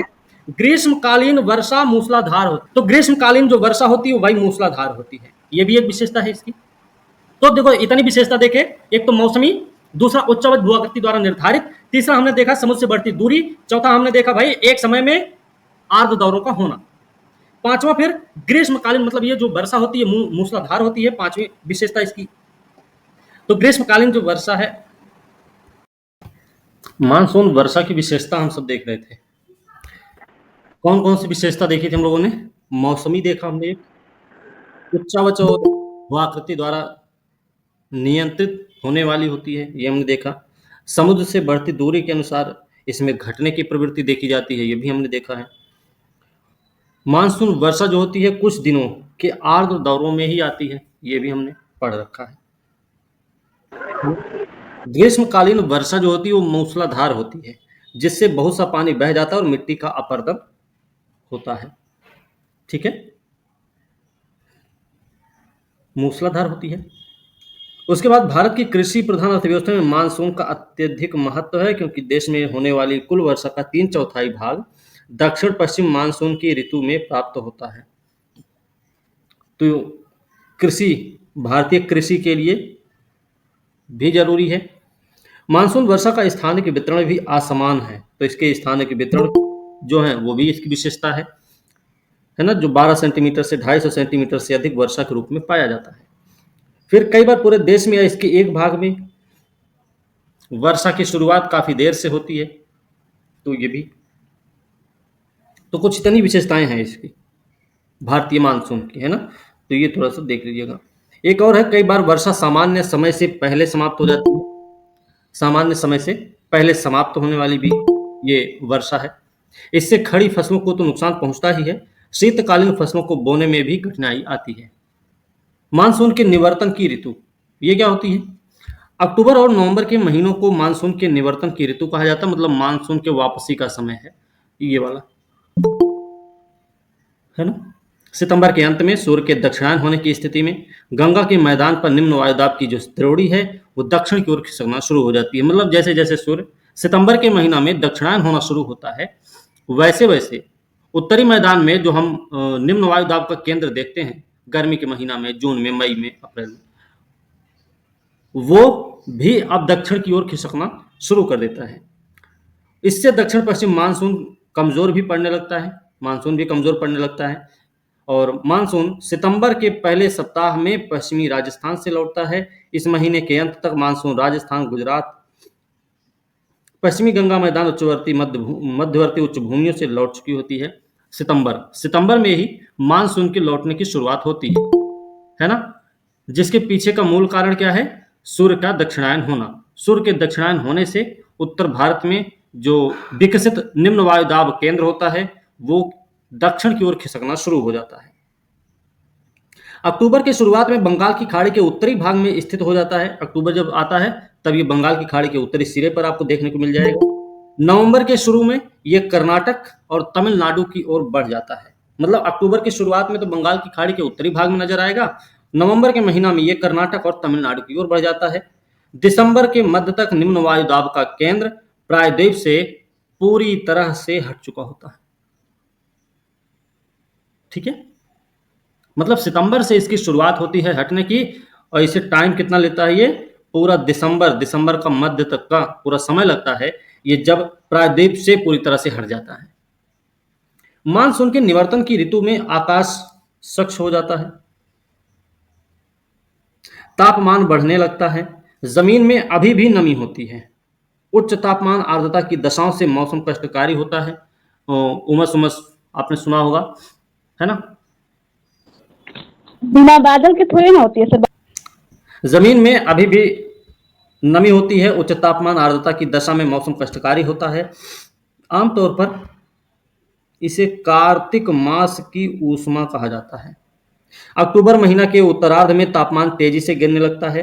तापमान में यह गिरावट उत्तरी भारत में विशेष तौर पर देखी जाती है। अक्टूबर में ही तापमान गिरने लगता है, और ये जो गिरावट है ये उत्तरी भारत में देख सकते हैं। मानसून के निवर्तन की ऋतु में मौसम उत्तरी भारत में सूखा होता है, क्योंकि जो हवाएं चलती हैं वो धरातल से, मतलब स्थल से समुद्र की ओर चलती हैं, और स्थल से चलने की वजह से इन हवाओं में शुष्कता देखने को मिलती है। ठीक है, जबकि प्रायद्वीप के पूर्वी भागों में वर्षा होती है। प्रायद्वीप के पूर्वी भाग में वर्षा होती है, क्या मतलब है भाई? तमिलनाडु वाले क्षेत्र में, है ना, बात समझे। आंध्र प्रदेश, कर्नाटका, इन सब क्षेत्रों में बारिश होती है, जबकि प्रायद्वीप पूर्वी भाग में वर्षा होती है। यहाँ अक्टूबर नवंबर वर्ष के सबसे अधिक वर्षा वाले महीने होते हैं। ठीक है, इस ऋतु की व्यापक वर्षा का संबंध चक्रवाती अवदाबों के मार्गों से है जो अंडमान समुद्र में पैदा होते हैं और दक्षिणी प्रायद्वीप के पूर्वी तट को पार करते हैं। यहाँ पे जो वर्षा हो रही है अक्टूबर के महीना में पूर्वी तट पर, उसका कारण क्या है? चक्रवातीय अवदाब। जैसे उत्तरी भारत में जब मानसून का काल आया था, तो हमने जब मानसून विच्छेद पढ़े थे, उस समय हमने चक्रवातीय अवदाब को पढ़ा था, वो मानसून विच्छेद का कारण बन जाता था, है ना? जो अंडमान सागर में बन रहा है वो चक्रवातीय अवदाब दक्षिण प्रायद्वीप के पूर्वी तट को पार करके वहां पर बारिश का कारण बन जाता है। ये उष्णकटिबंधीय चक्रवात अत्यंत विनाशकारी होते हैं। गोदावरी, ये याद रखना, गोदावरी कृष्णा नदियों के घने बसे डेल्टाई प्रदेश इन तूफानों के शिकार बनते। हर साल चक्रवातों से यहां आपदा आती है। कुछ चक्रवातीय तूफान पश्चिम बंगाल, बांग्लादेश, म्यांमार के तट से भी टकराते हैं। कोरोमंडल तट पर होने वाली अधिकांश वर्षा इन्हीं अवदाबों चक्रवातों से प्राप्त होती है। ऐसे चक्रवाती तूफान अरब सागर में कम उठते हैं। भारतीय परंपरा अनुसार साल को द्विमासिक 6 ऋतुओं में बांटा जाता है। उत्तरी और मध्य भारत में लोगों द्वारा अपनाए जाने वाले इस ऋतु चक्र का आधार उनका अपना अनुभव और मौसम के घटक का प्राचीन काल से चला आया ज्ञान है।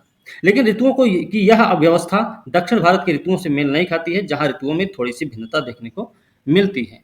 जैसे आप देखें तो यहां पर आप देख सकते हैं, ये भी इसमें ये 6 ऋतुएं दी गई हैं। ठीक है, आप देखेंगे बसंत ऋतु कब आती है?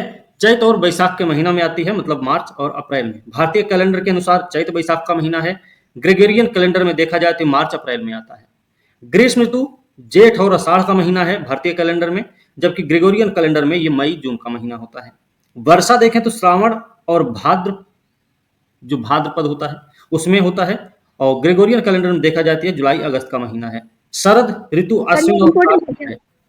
ठीक है, शरद है अश्विन और कार्तिक महीना वैसे भारतीय कैलेंडर के अनुसार, लेकिन सितंबर अक्टूबर जो ग्रेगोरियन कैलेंडर के अनुसार आता है। हेमंत ऋतु कब आती है? मार्गशीर्ष और पौष के महीना में।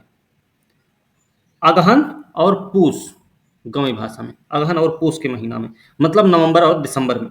शिशिर माघ और फागुन के महीना में, जनवरी और फरवरी में। ठीक है, भारत में औसत वार्षिक वर्षा लगभग 125 सेंटीमीटर, लेकिन इसमें क्षेत्रीय विभिन्नताएं हैं। अधिक वर्षा वाले क्षेत्र कौन कौन से हैं? अधिक वर्षा हम कहां पर पाएंगे? पश्चिमी तट पर, पश्चिमी घाट पर, उत्तर पूर्व के उप हिमालयी क्षेत्र में, उत्तर पूर्व के उप हिमालयी क्षेत्र, मेघालय की पहाड़ियों पर, जहां पर हम अधिक वर्षा देख सकते हैं। यहां पर वर्षा होती है 200 सेंटीमीटर से अधिक। खासी जयंतिया की पहाड़ियों के कुछ भागों में वर्षा 100 सेंटीमीटर से भी अधिक होती है। ब्रह्मपुत्र घाट के निकटवर्ती पहाड़ियों पर वर्षा 200 सेंटीमीटर से भी कम होती है। अधिक वर्षा वाले क्षेत्र में हम इन क्षेत्रों को देख सकते हैं: पश्चिमी तट, पश्चिमी घाट, उत्तर पूर्व का उप हिमालयी क्षेत्र, ब्रह्मपुत्र घाटी भी, मेघालय की पहाड़ी, गारो खासी जयंतिया वाला क्षेत्र, ये सारा हम देख सकते हैं। ठीक है, दूसरा है मध्यम वर्षा का क्षेत्र। ये आप देखेंगे तो गुजरात के दक्षिणी भाग में, पूर्वी तमिलनाडु में, ओडिशा के साथ साथ उत्तर पूर्वी प्रायद्वीप, झारखंड, बिहार, पूर्वी मध्य प्रदेश, उप हिमालय के साथ संलग्न गंगा का उत्तरी मैदान, कछार घाटी, मणिपुर में वर्षा 100 से 200 सेंटीमीटर होती है, जो मध्यम वर्षा होती है। न्यून वर्षा के क्षेत्र की बात करें तो इसमें पश्चिमी उत्तर प्रदेश है, दिल्ली, हरियाणा, पंजाब, जम्मू कश्मीर, पूर्वी राजस्थान, गुजरात, दक्कन का पठार, ये सब है। इसमें 50 से 100 सेंटीमीटर के बीच में वर्षा होती है। अपर्याप्त वर्षा क्षेत्र की बात करें तो ये कहां पर मिलेगा? प्रायद्वीप के कुछ भागों में, विशेष रूप से देखा जाए तो आंध्र प्रदेश, कर्नाटक, महाराष्ट्र में, लद्दाख और पश्चिमी राजस्थान के ज्यादातर भागों में 50 सेंटीमीटर से कम वर्षा होती है, मतलब ये अपर्याप्त वर्षा के क्षेत्र होते हैं।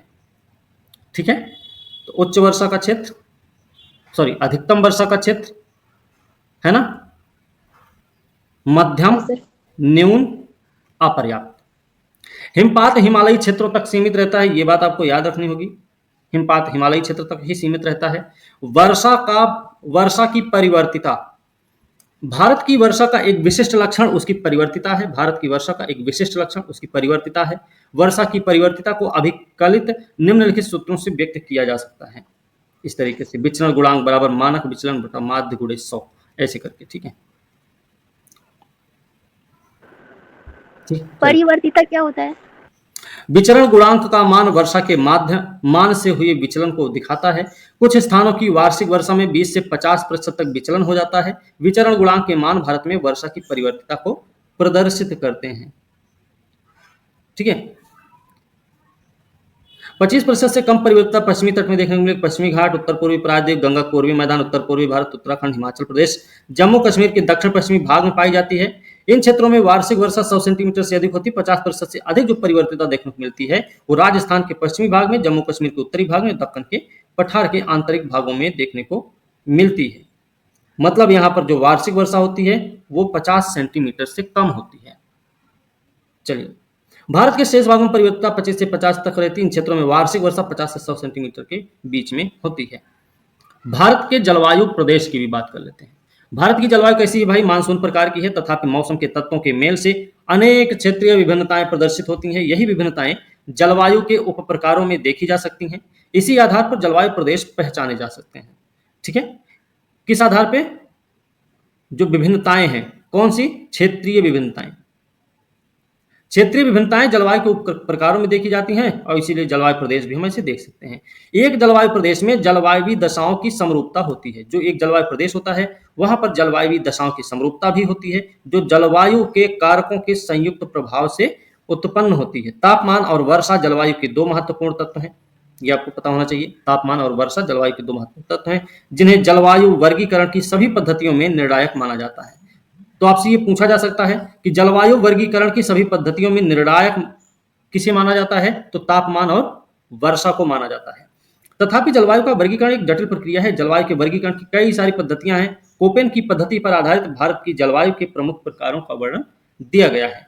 अब यहाँ पर देखें तो कोपेन ने अपने जलवायु वर्गीकरण का आधार किसको बनाया है? तो तापमान को बनाया, वर्षण के मासिक मानों को बनाया। उन्होंने जलवायु के 5 बनाए।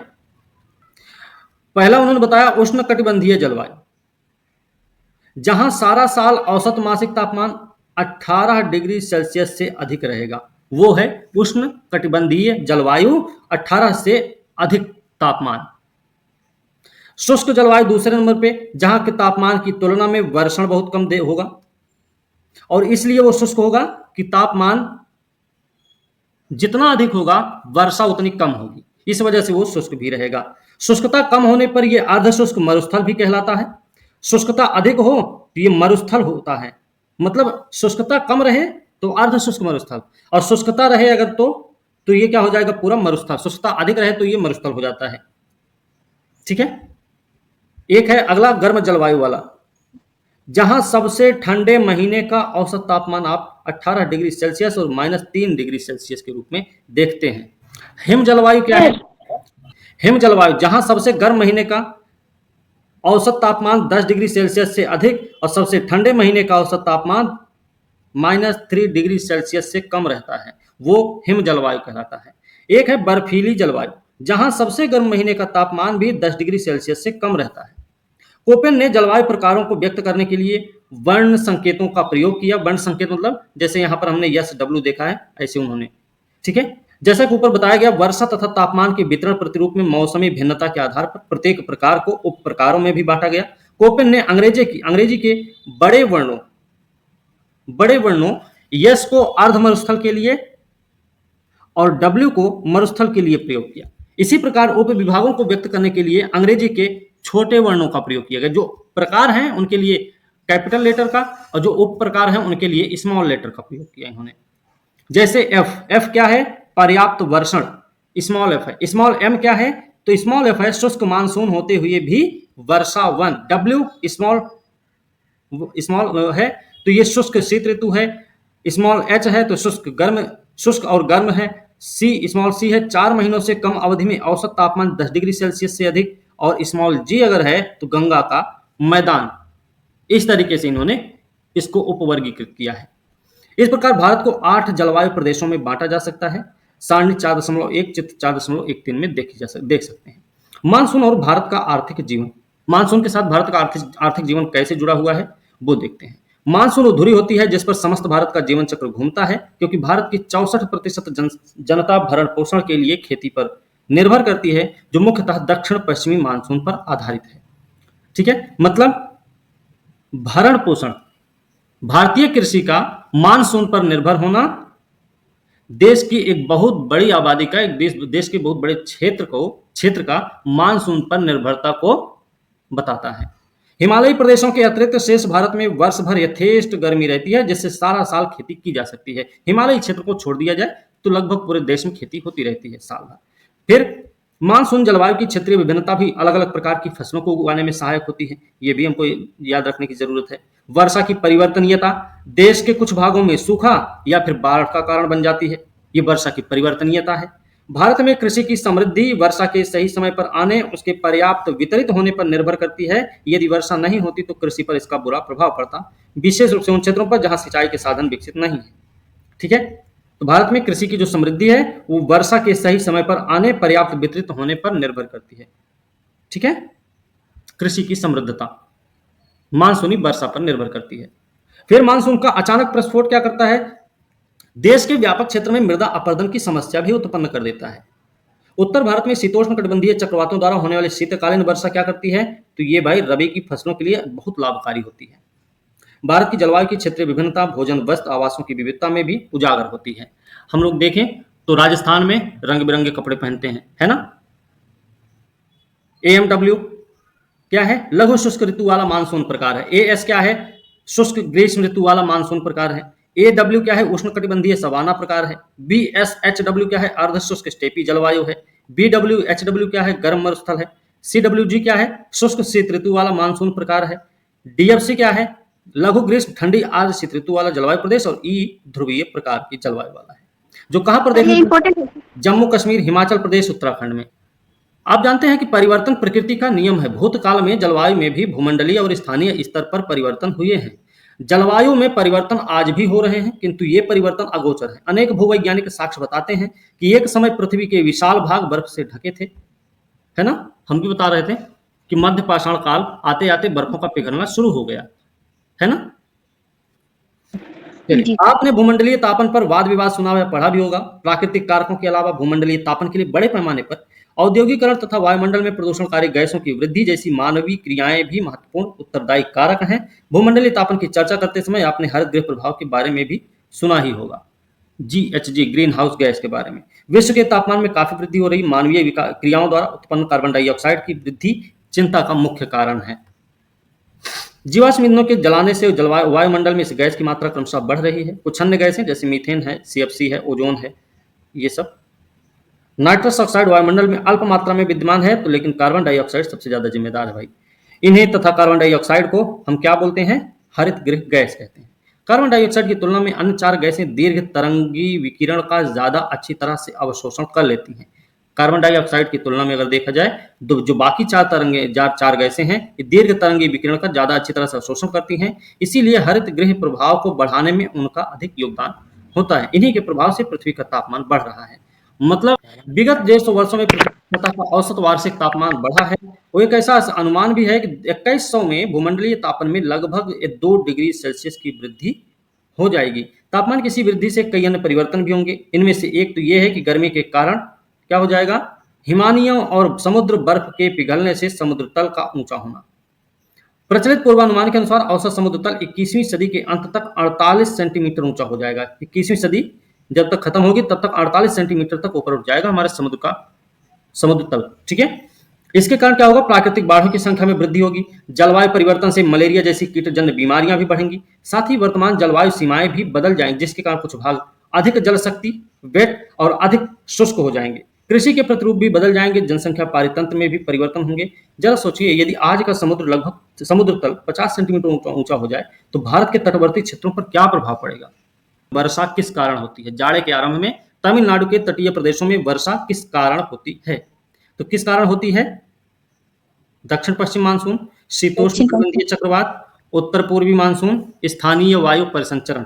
भाग पर 75 सेंटीमीटर से कम औसत। जब सूर्य दक्षिणी गोलार्ध में मकर रेखा पर सीधा चमकता है तब क्या होता है, उत्तर पश्चिमी भारत में तापमान कम होने के कारण उच्च वायुदाब विकसित हो जाता है। उत्तरी पश्चिमी भारत में तापमान बढ़ने के कारण निम्न वायुदाब विकसित हो जाता है। उत्तरी पश्चिमी भारत में तापमान और वायुदाब में कोई परिवर्तन नहीं होता है। देखो, ये भी गलत है, ये भी गलत है। उत्तर पश्चिमी भारत में झुलसा देने वाली तेज लू चलती है। हाँ, तो ये भी गलत है। तो सही कौन सा है, ये वाला सही है। तापमान कम हो जाएगा, अरे भाई ठंडी का महीना आ जाएगा ना, यस सर, जी जी। तो तापमान कम होगा, उच्च वायुदाब तो बनबे करेगा। ठीक है, कोपेन के वर्गीकरण के अनुसार AS प्रकार की जलवायु कहाँ पाई जाती है, ये इसका कोरोमंडल तट हो जाएगा। ठीक है, तो इस तरीके से आपका चैप्टर हो गया खत्म।